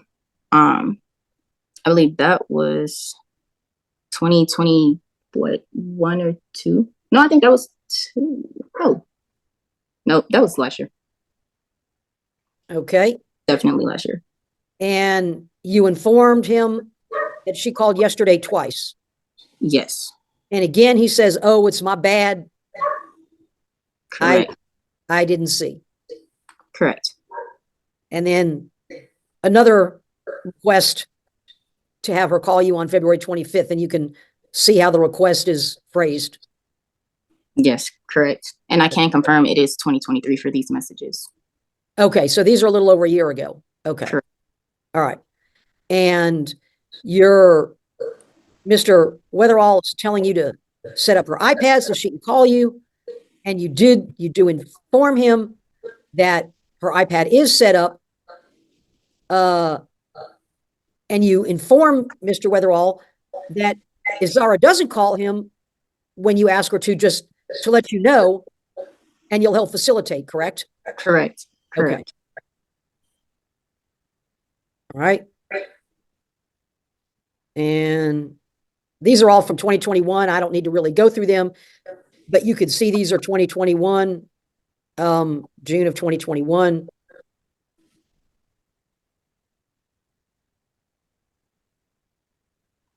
March of 2021. So these are all several years ago. And let me go back up to the top. So this would be R6. I would tender R6, Your Honor. R6. I mean, I would just object to the text that Miss Welch didn't have a firm date on. There's a few of them she didn't even put a year to. All right, I'm gonna allow him in. Yeah, understood, Your Honor. All right. Now, I want to bring up a document that Mr. Weatherall, one of his messages that he attached, and I'm going to scroll down to it. And I don't know if I'll be able to bring up both, but I want to do a comparison real quick. This P6, which was admitted, and I think you've already testified that we admitted that, and you recognize that conversation, correct? Yes, that's the one that didn't have the year for mine because it was screenshotted last year. Okay. And again, you informed Mr. Weatherall that Zara did try and call him twice, and he said he didn't see it. Yes. That's okay. Now, scrolling to this next page, these messages that look like they're from 2023, are you, let's try not to cut them off. Are you familiar with these? Did you receive any of these messages? No, and if I'm correct, I believe he said those are from 2024 of this year. I don't have any of those messages. Like I said, my last message is from June of 2023. All right. I want to bring up and all right, I might have to go back and forth. Now, this is your exhibit R10, correct? Yes, it is. Okay. And this is messages between you and Mr. Weatherall. Correct. Okay. And let me go back to, so, I'm looking to see in comparison, these were what year? Those were, so the ones June and April, those were last year. March 19th was this year. That was just like last week or the week before. So June and April was last year, March is this year. Yes, correct. Okay. But you did not receive any of these messages that are purportedly in February of this year. Correct. Okay. Your Honor, now, let me ask you this. You can look at the dates on this message. There's an April 3rd and a June 10th. Correct. And you said those are what years? 2023. Okay. And are you sure of that? I'm positive. Okay. And the next messages, March 19th, are from what year? That's from this year. Okay. Do you have any messages on your phone from Mr. Weatherall between June of 2023 and March of this year? No, the only things I have are from March 19th down to last Thursday. So let me go back. These messages from February that Mr. Weatherall says are from this year, February 2024, do you believe that's the case? Is that true? I don't have those messages. I can't say that it is true because it's not true for me. I don't have them. Okay. So, but looking at R10, you said you're absolutely positive the messages at the top, April and June, are from last year. Yes. And March is this year. Yes. If there were any communication between the two of you between June of last year and March of this year, would it show on this thread? Yes. It will pop up. I didn't have anything blocked. My line, like I stated before, has been open. Zara has been welcome to call, message, anything. I haven't stopped any type of care that maybe would have wanted to be given. I welcome anything at this point. Now, speaking of that, have you always had the same phone number since Zara was born? I had one other number probably in 2018, 2019, but 2019, as you can see, I've had this number. And it's the same. Have you ever blocked Mr. Weatherall from messaging or texting or calling on that number? No, I don't see a point. He's going to do it anyway. So, and it's Zara's dad. Anything that we have personal, that's personal. But this is her only way of communicating with him or him communicating with her. So I wouldn't block that. Okay. And has Mr. Weatherall also had contact information for other relatives of yours in case he can't get in touch with you? Yes, he's had, my uncle has contacted him directly and given him his line. They've communicated before. My brother used to work with him. They have contact information. My sister has given her contact information. They've actually hung out several times and they both have each other on social media. My mom has always been consistent with communicating with him and ensuring that things are copacetic between he and Zara. So he definitely has her contact information as well. Okay. And that is all of my family. Okay. I'm not sure I tendered it, Your Honor, but I would tender R10.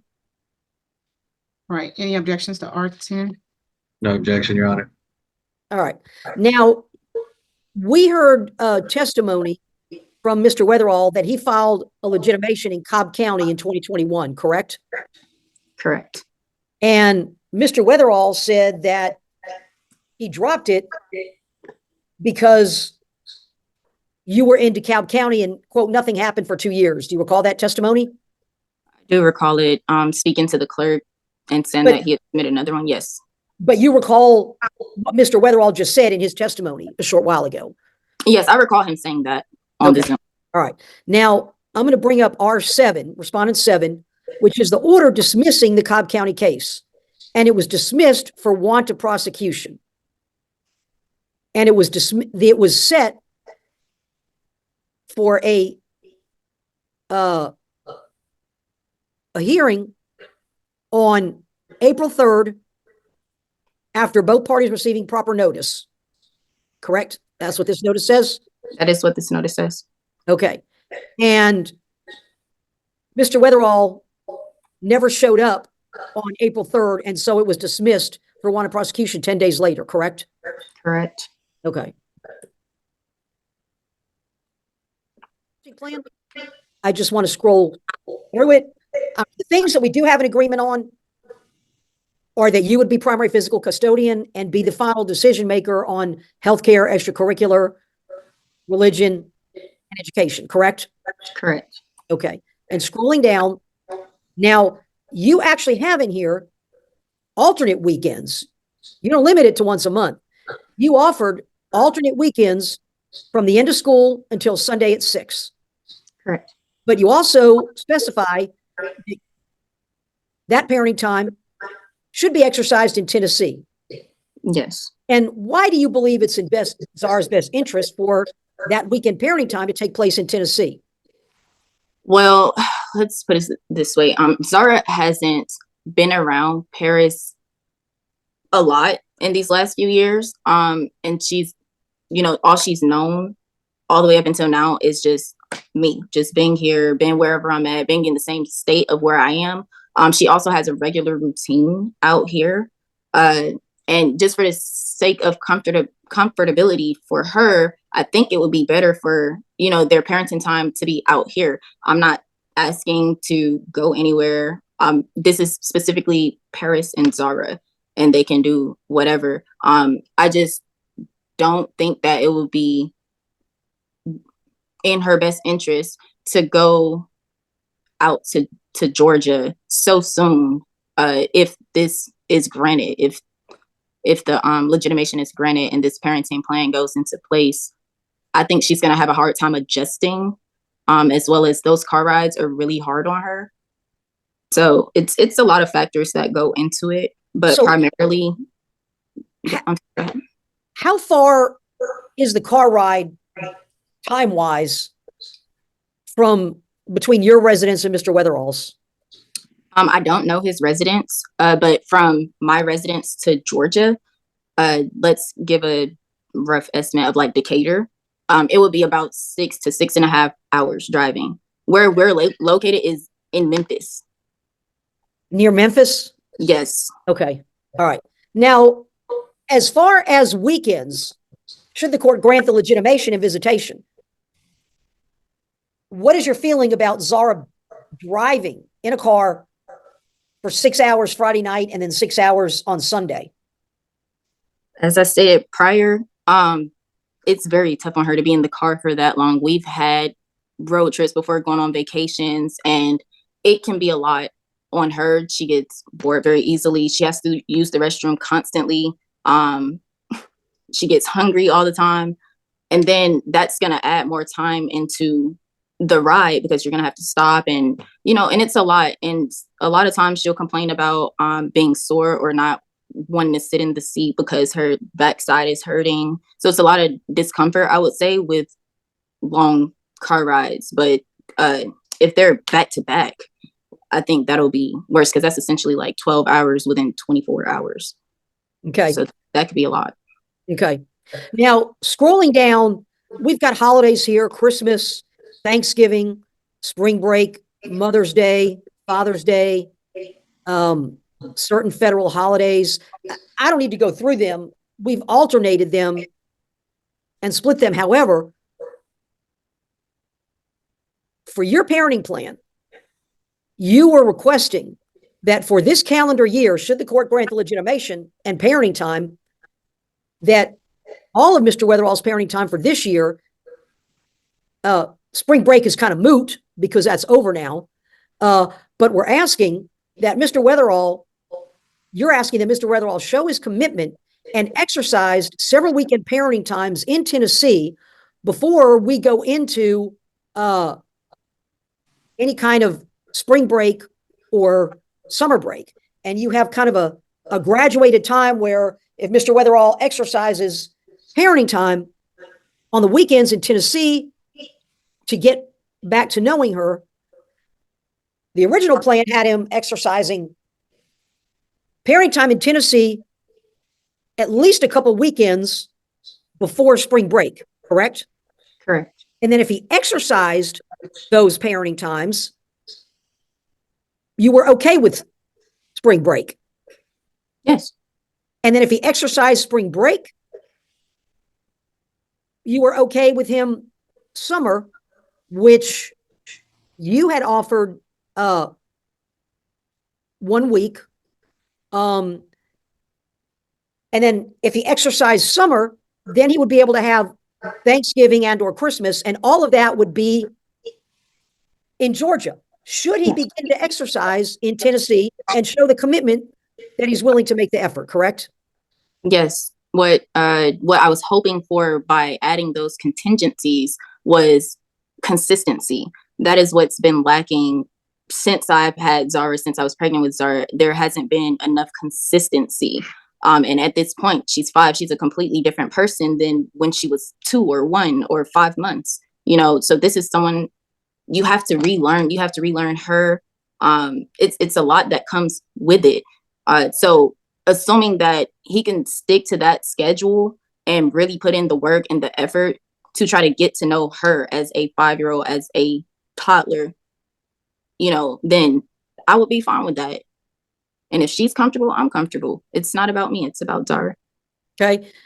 Your Honor, I would tender R1, which is just our parenting plan. All right. Any objection to R1? No objection. Okay.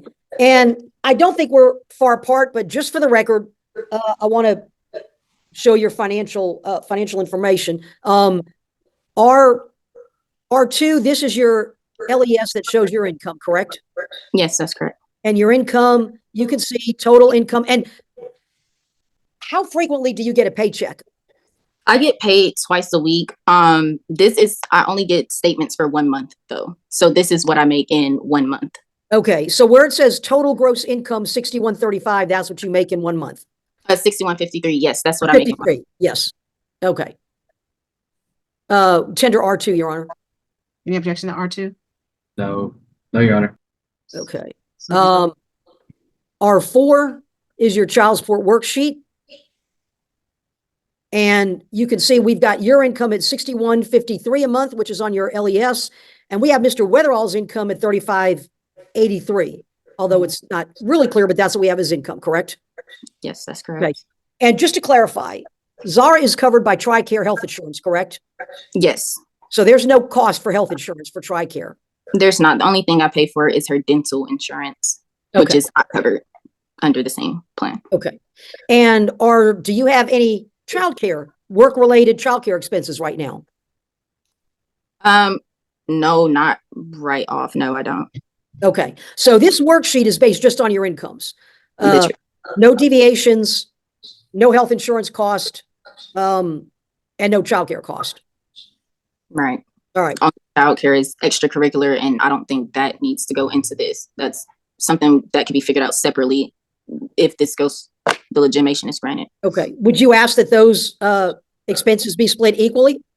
I would ask that, yes. Okay.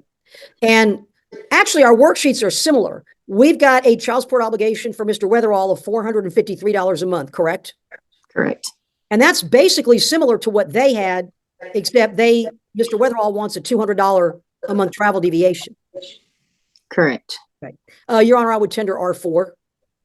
All right. Any objection to R4? No, Judge. So admitted. I don't think I need. Okay.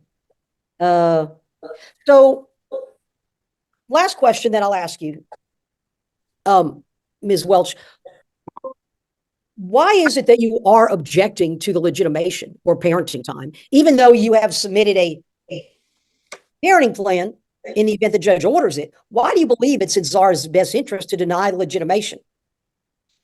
So Sharing. Ms. Miller, if you could stop sharing. Oh, yes. Whoop. There we go. Okay. And Judge, I'm just gonna object to it because it's asking a question concerning a fact for the court to decide, but I'm gonna object. the reason why I'm kind of rebutting with this, I kind of put a lot into trying to make sure this relationship happened as I felt that it was supposed to, despite my own feelings about my past. I've always wanted Zara to have an excellent relationship with her dad. And I have continuously been understanding from the start of my pregnancy all the way to even still now. Honestly, the only difference between what I'm doing now and what I did before was I'm not ignoring the red flags that I should have paid attention to a lot more in the past. I do feel it is in her best interest not to honestly have to be legitimated. She doesn't ask about Paris. She doesn't ask to call. She knows who he is. She knows that's her dad. She does have significant male role models in her life, including my fiance. She's so happy. Her routine is, you would never know that he wasn't involved, essentially. That being said, it's not that I'm not trying to keep her from him. I'm not trying to do anything like that. I just do have feelings that what she may be exposed to, if this is granted, will change her innocence, who she is right now. There's a lot that she went through there in the upcoming years, the past years of her life, that she clearly wasn't going to understand. She was a baby, but now she has a lot of intellect. She's very intelligent. She asks very inquisitive questions. She understands things that probably most kids her age wouldn't understand. And it's just because she's very observant. And I would hate for her to observe something or go through something and it flips her. But like I said, I came into this with no expectations. I just want what is best for Zara at the end of the day. And I've been doing well. I've been a single mom since 2018, and I've been doing it. Every level I get to, Zara has always been cared for. She has everything she needs. She's not lacking for anything. She's in school. So it's not that I'm not saying that she doesn't need a dad, but I think a absent father would be better than an inconsistent father. And that's all that she's had. All right. Thank you very much. All right.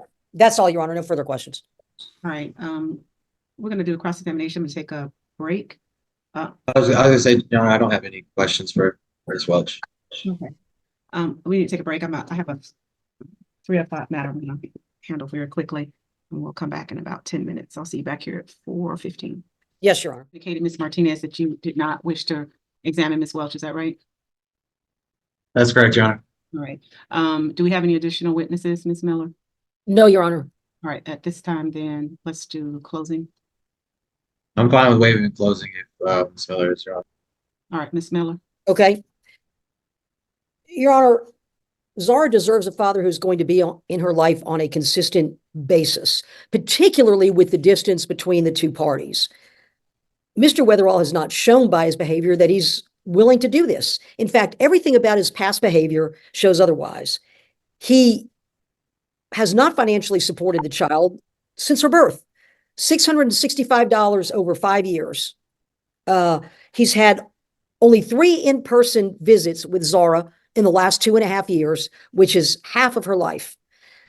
A string of messages saying, tell my baby to call her GDS daddy, and demanding phone calls is not developing a relationship with the child. And the messages do show that when Ms. Welch does have Zara call back, there have been responses that, well, I didn't see her call, I had other obligations. Mr. Weatherall, regardless of what he said, did not follow through with his legitimation in Cobb County. I realize he said it sat there for 2 years and nothing was done, but that's his responsibility. That's his responsibility. He did nothing. And the court finally put it on a peremptory calendar at which he never showed up. So it was dismissed. And Mr. Weatherall has not treated this case any differently, Your Honor. Not once has he asked to see the child in person, nor has he provided financial support in the year this case has been pending.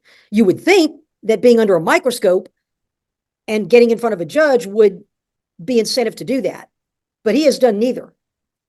What's going to happen, Your Honor, if the court grants legitimation is, I think it's predictable that Mr. Weatherall will not exercise his weekend parenting time. If Zara's lucky, he will be a holiday relative and someone that Zara may know as her biological father, but not having a consistent parent-child relationship with. Mr. Weatherall asked for a 50% deviation in child support for travel time when he said he's agreed to exercise his weekends in Tennessee, but we don't know how often or however he's going to do that. And he could end up getting a deviation and pay only $250 a month, and he doesn't go see the child. And he's asking Ms. Welch to do half the driving on holidays.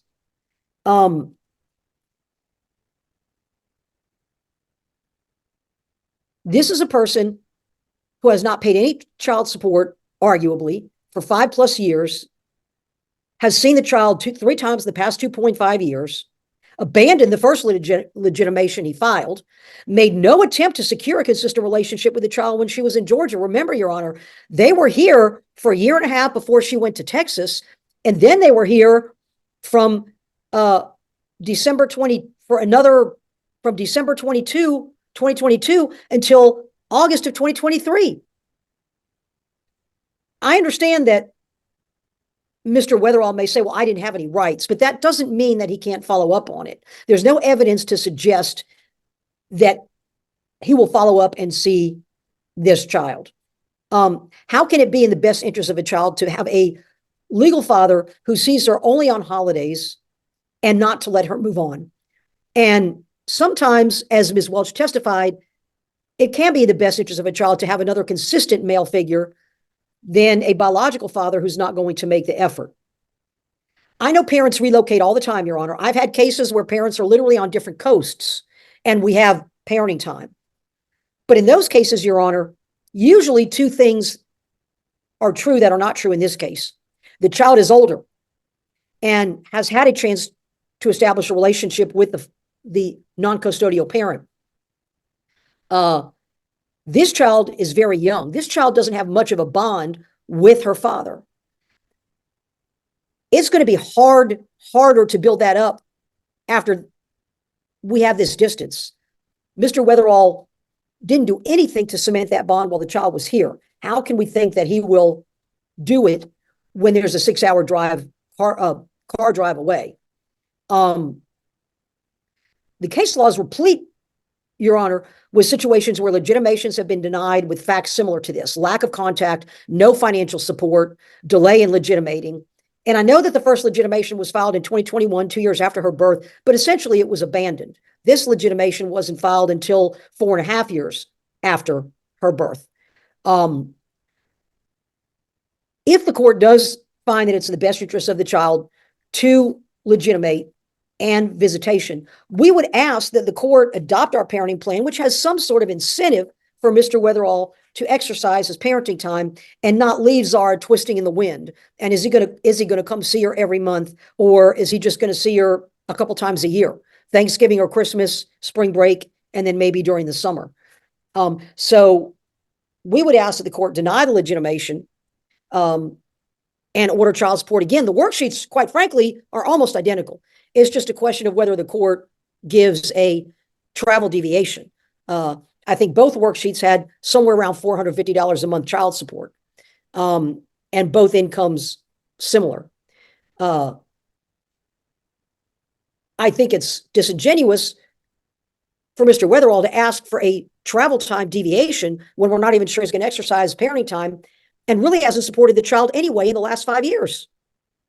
So again, the evidence is there. I don't need to rehash it. We would ask that the court deny legitimation and order child support. But if the court doesn't deny it, order a parenting plan similar to ours that assures that Zara can rebuild the relationship with her father before we have any visits, and particularly extended visits, to Georgia. I don't think, after seeing this child 3 times in the last half of her life, that it's too much to ask that Mr. Weatherall exercise parenting time in Tennessee, even the next holiday time. We've missed spring break, but, even the week in the summer. I think he needs to exercise a few weeks of weekend parenting time in Tennessee before he gets a week in the summer, exercise a week in the summer, show that he is willing to do it. And then next year, our parenting plan, if he does this, moves into more of a standard alternating holiday parenting plan. There's no guarantee that Mr. Weatherall will do it or follow through with it, but at least we can assure that he initially make the effort. If he doesn't continue, then there are remedies in the future, to modify the parenting time, but there does need to be some incentive. So that's what we would ask the court. Thank you. Mr. Martinez. Yes, Judge.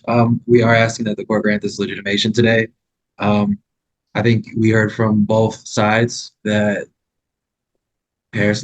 my client does love this child. And if there was any concern about whether he would exercise his visitation consistently, I think after that September 15th order was entered, when it was, Judge Crawford said that my client hadn't abandoned his interest in the child, I think then Ms. Miller and Ms. Welch should have went ahead and got a temporary hearing and seen if my client was actually interested in seeing this child consistently. Like, my client wants to see this child consistently. If there was concerns that he would do it, I think that was the time to do it. And to have this step-up plan, it's not, I haven't seen other judges I don't know how you feel about step-up plans, but usually the conditional parenting plans, I don't see them working. Like, we come to you on a final hearing basis, like, you have to decide, like, whether my client is capable of doing this or not. But we would like him to be legitimated. We ask for visitation. We're totally fine with him paying child support, or at least his gross monthly income being imputed to what the respondent has him at, because it's like I think a $50 difference. But my client wants to see his child. I don't think it'll hurt that this child have 2 dads, Miss Welch's fiance and Mr. Weatherall. So that's it, Your Honor. Okay. So to me, based on what I've seen, there really isn't an issue regarding legitimation. Ms. Welch has indicated that he is the father of the child. I think he's already got a DNA. I think he was there at the birth, and he has been consistently putting forth an effort to see the child. So I also agree he hasn't lost any opportunity interest in the child, and so he should be legitimated. I also think that it would be harmful to the child not to have Mr. Weatherall in the child's life. Ms. Welch, if you review even your text messages, your position is that when the child does not see her father or is not having the opportunity to interface with her father, that she would even get upset about not having the opportunity to interface with her father. That was in one of your text messages, that she was upset when she did not have the opportunity to see him. It seems to me she knows who her father is, and that she has had enough contact with him for her to know who he is. And also, it sounds like even other extended members of the family as well. I think sometimes when we're thinking about what's in the best interest of our child, you're not necessarily thinking about what's in the best interest of the child from her standpoint. You're kind of looking at it what's in the best interest of the child from your own standpoint. And it's easy to kind of fall prey to that kind of thinking. Because Ms. Welch, I'm kind of appalled by some of the comments that you made regarding the child, because your position does not really make a lot of sense to me. You have a 5-year-old that you believe can control when she speaks to her dad.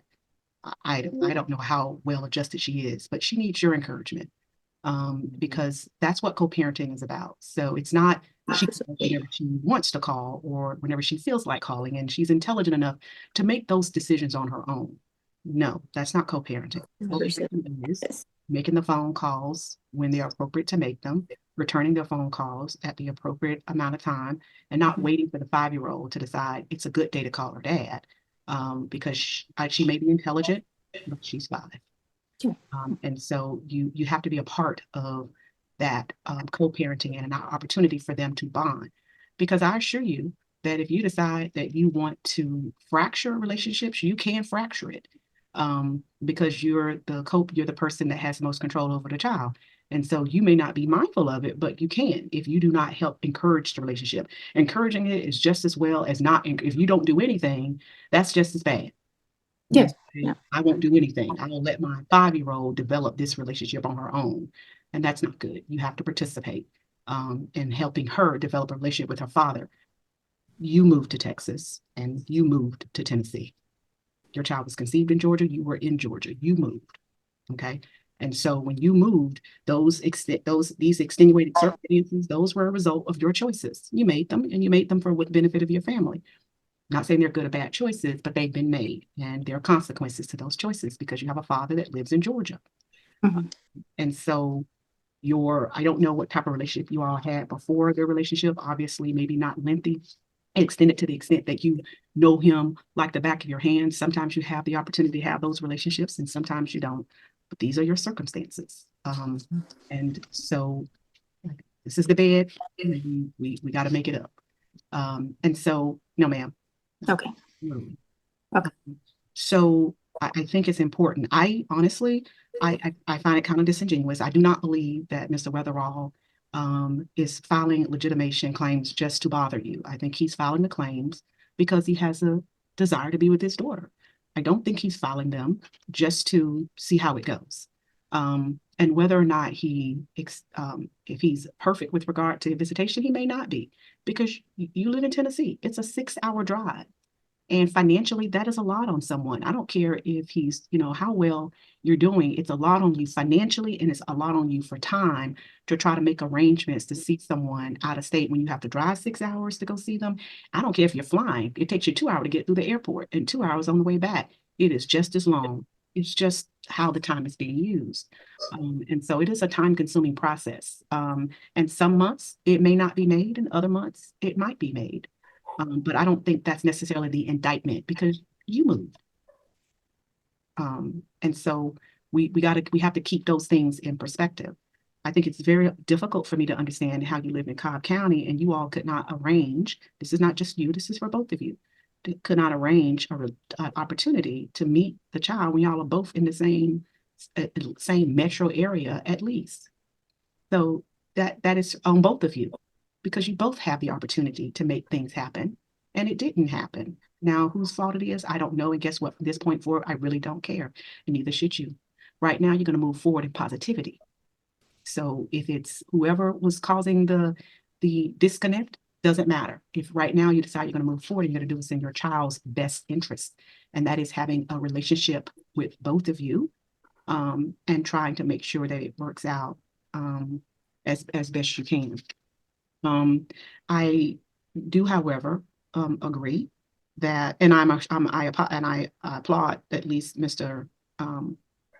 Weatherall for understanding that weekend visitation, you can't drive from Atlanta to wherever this is in 6.5 hours and think you're going to get a kid in the car and drive back to Georgia. That ain't happening. That's just way too much. And she's too young for that right now. There might be some change of circumstances later, but for right now, she's too young to have those weekend turnarounds. That's too much on a child. And so the visitations, at least for while the child is in this age range, will be in Tennessee. I'm going to look at the numbers. I don't know how comfortable I am with 1/3 of the money going towards travel.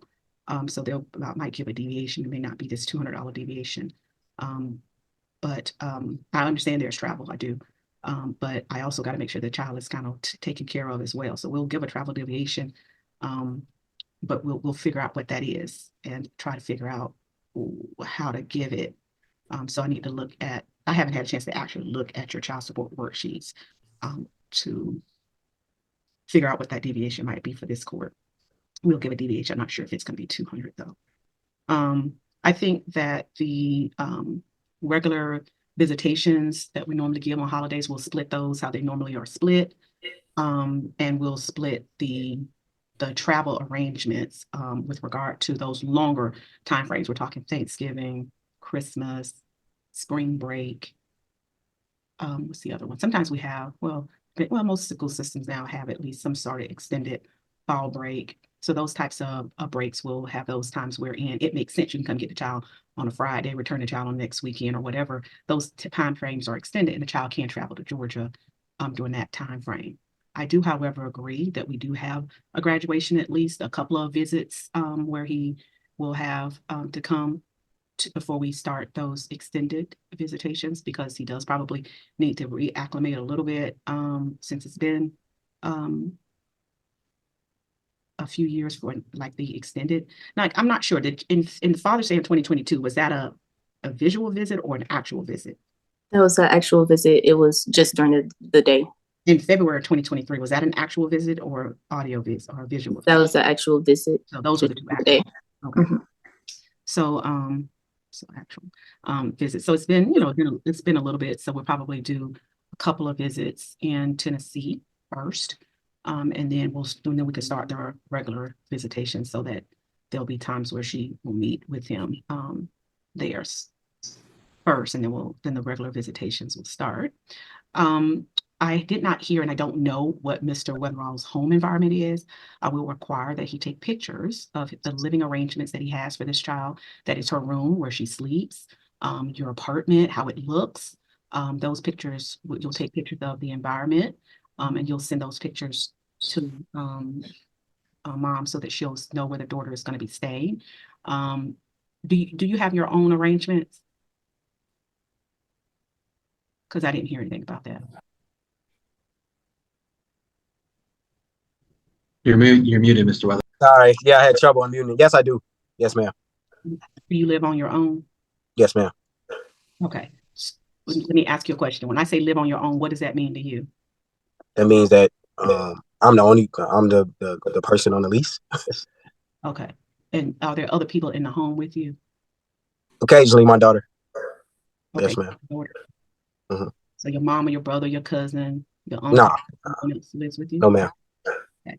So does she have her own room, or you in a 1-bedroom, 2-bedroom? What are you in? It's a 2-bedroom. Does she have her own room? Yeah, she do. It's just me and her got our own room. So there's a room for your daughters when they come? Yes, ma'am. But they'd be sharing rooms. Yeah. Well, they're sharing the room. Yeah. But do they have separate beds or yes. Bed? What is it? Well, I'll arrange that. Right now, it's just 1-bedroom, one bed in there. Okay. So I just want you to take pictures of the environment and like your, when you walk into your apartment, your living room, your kitchen, all of those things. Yes, ma'am. In those pictures to her, so she'll have an understanding where the child is going to be when you do visit for extended visits. If there are any visits where you go someplace else, Disney World or whatever, you'll provide an itinerary for anything that's outside of the home and the home address that you're going to give to her. Okay.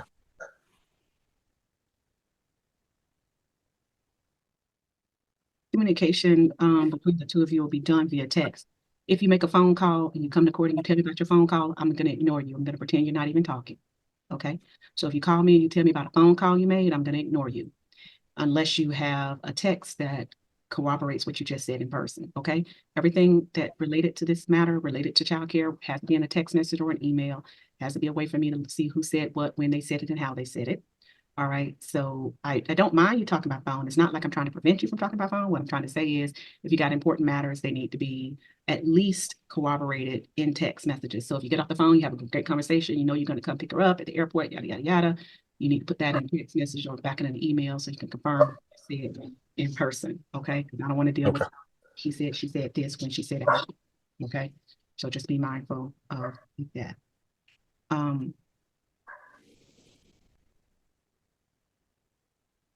So, Mr. Martinez, Ms. Miller, just send me both of your parenting plans. I'll probably clean up one of them. I'll probably end up using yours, Ms. Miller, because I think it has a little bit of the graduation plans, more kind of what I want to see in them. But send that to me. And I don't know about this extended weekend plan, unless that extended weekend plan, of course, will be in person. Now, there is alternatives, and I'll put some alternatives in there if we're talking about flying. But I don't want her to fly unattended, and I don't want her to fly even with a flight unaccompanied minor. I don't want to do any of that. So if we're talking about flying, he would be flying there, picking the child up, flying back, then bringing the child flying. If he wants to do that, you know, that would be fine. But that of course is costly. Otherwise, he'll have his regular extended visits where he can take her from Tennessee. But if we're talking about those small weekend visits, they will be in Tennessee. Of course, when he gets a little older and the rides are more tolerable, of course, he could petition the court at another time. But for her age right now, that's where the court is landing on that issue. When I used to go through the DeKalb County school website, I will always find that generally there is a time frame wherein you could get a week, an extended visit out of every month. I know I don't know what her school system is like, but it might make a lot of sense for you, Mr. Weatherall, to look at that school calendar system and try to have your weeks that you in advance, like those weekends where you have those extended time frames. Let's say, for example, if they have a teacher workday, that's Friday or Monday. If you get that school system calendar, you can do your 2 weeks in advance based upon that calendar. Yes, ma'am. Could we get records of that? I mean, could I get a copy of that anyhow, anyway? You'll go look online. Yeah. I can actually send pictures because they send them home from school, so I can take a picture. Okay, so that would be a good way of trying to extend having a little bit more time in the city, or finding a good time where it would make sense for you to visit. And then you would give a 2 week notice of that time frame trying to visit. And of course, that 2 weeks notice has to be in writing. Right. All right. Are there any things that I did not touch upon? So how long will summer be, Your Honor? Oh, I need to look at your parenting plans because I was going to compare your parenting plans that you submitted. That's why I told both of you to submit them. So I'll tell you. Is there a particular email address, or should we just email them to Ms. Marshall? Or I think Ms. Harris already put her email address in there, so send them to me. But like I said, she's 5 right now, and so normally after 5, I'll let the summers can be consecutive, but I don't like them months at a time. So normally it will end up like a week in June, a week in July, like that. And then she gets a little older, it could be 2 weeks in July, 2 weeks in June. Like that. So I need to see what you guys proposed. What was your proposal, Mr. Martinez? A month, Your Honor. Huh? A whole month. And I think I put in there mom can come visit in the middle of it. I won't do a whole month, but I could probably do maybe I'll do some time frame in June and some time frame in July because she's kind of young, 5. And then we can kind of graduate from there. Is it okay to send my proposed parenting plan to Ms. Harris? Yeah, send it to Ms. Harris. That's what I'm going to use to try to figure out what I'm gonna keep and what I'm not gonna, what I'm Can I not. send it to her in about an hour, or do you need it? You want it right now? You said he's about an hour. Do you need us to send you the child support worksheets, Your Yep. Honor? They're very similar. I need the child support worksheets. I need the parenting plan. I need, Ms. Miller, I need your R2, and I need Mr. Martinez, I need your PC.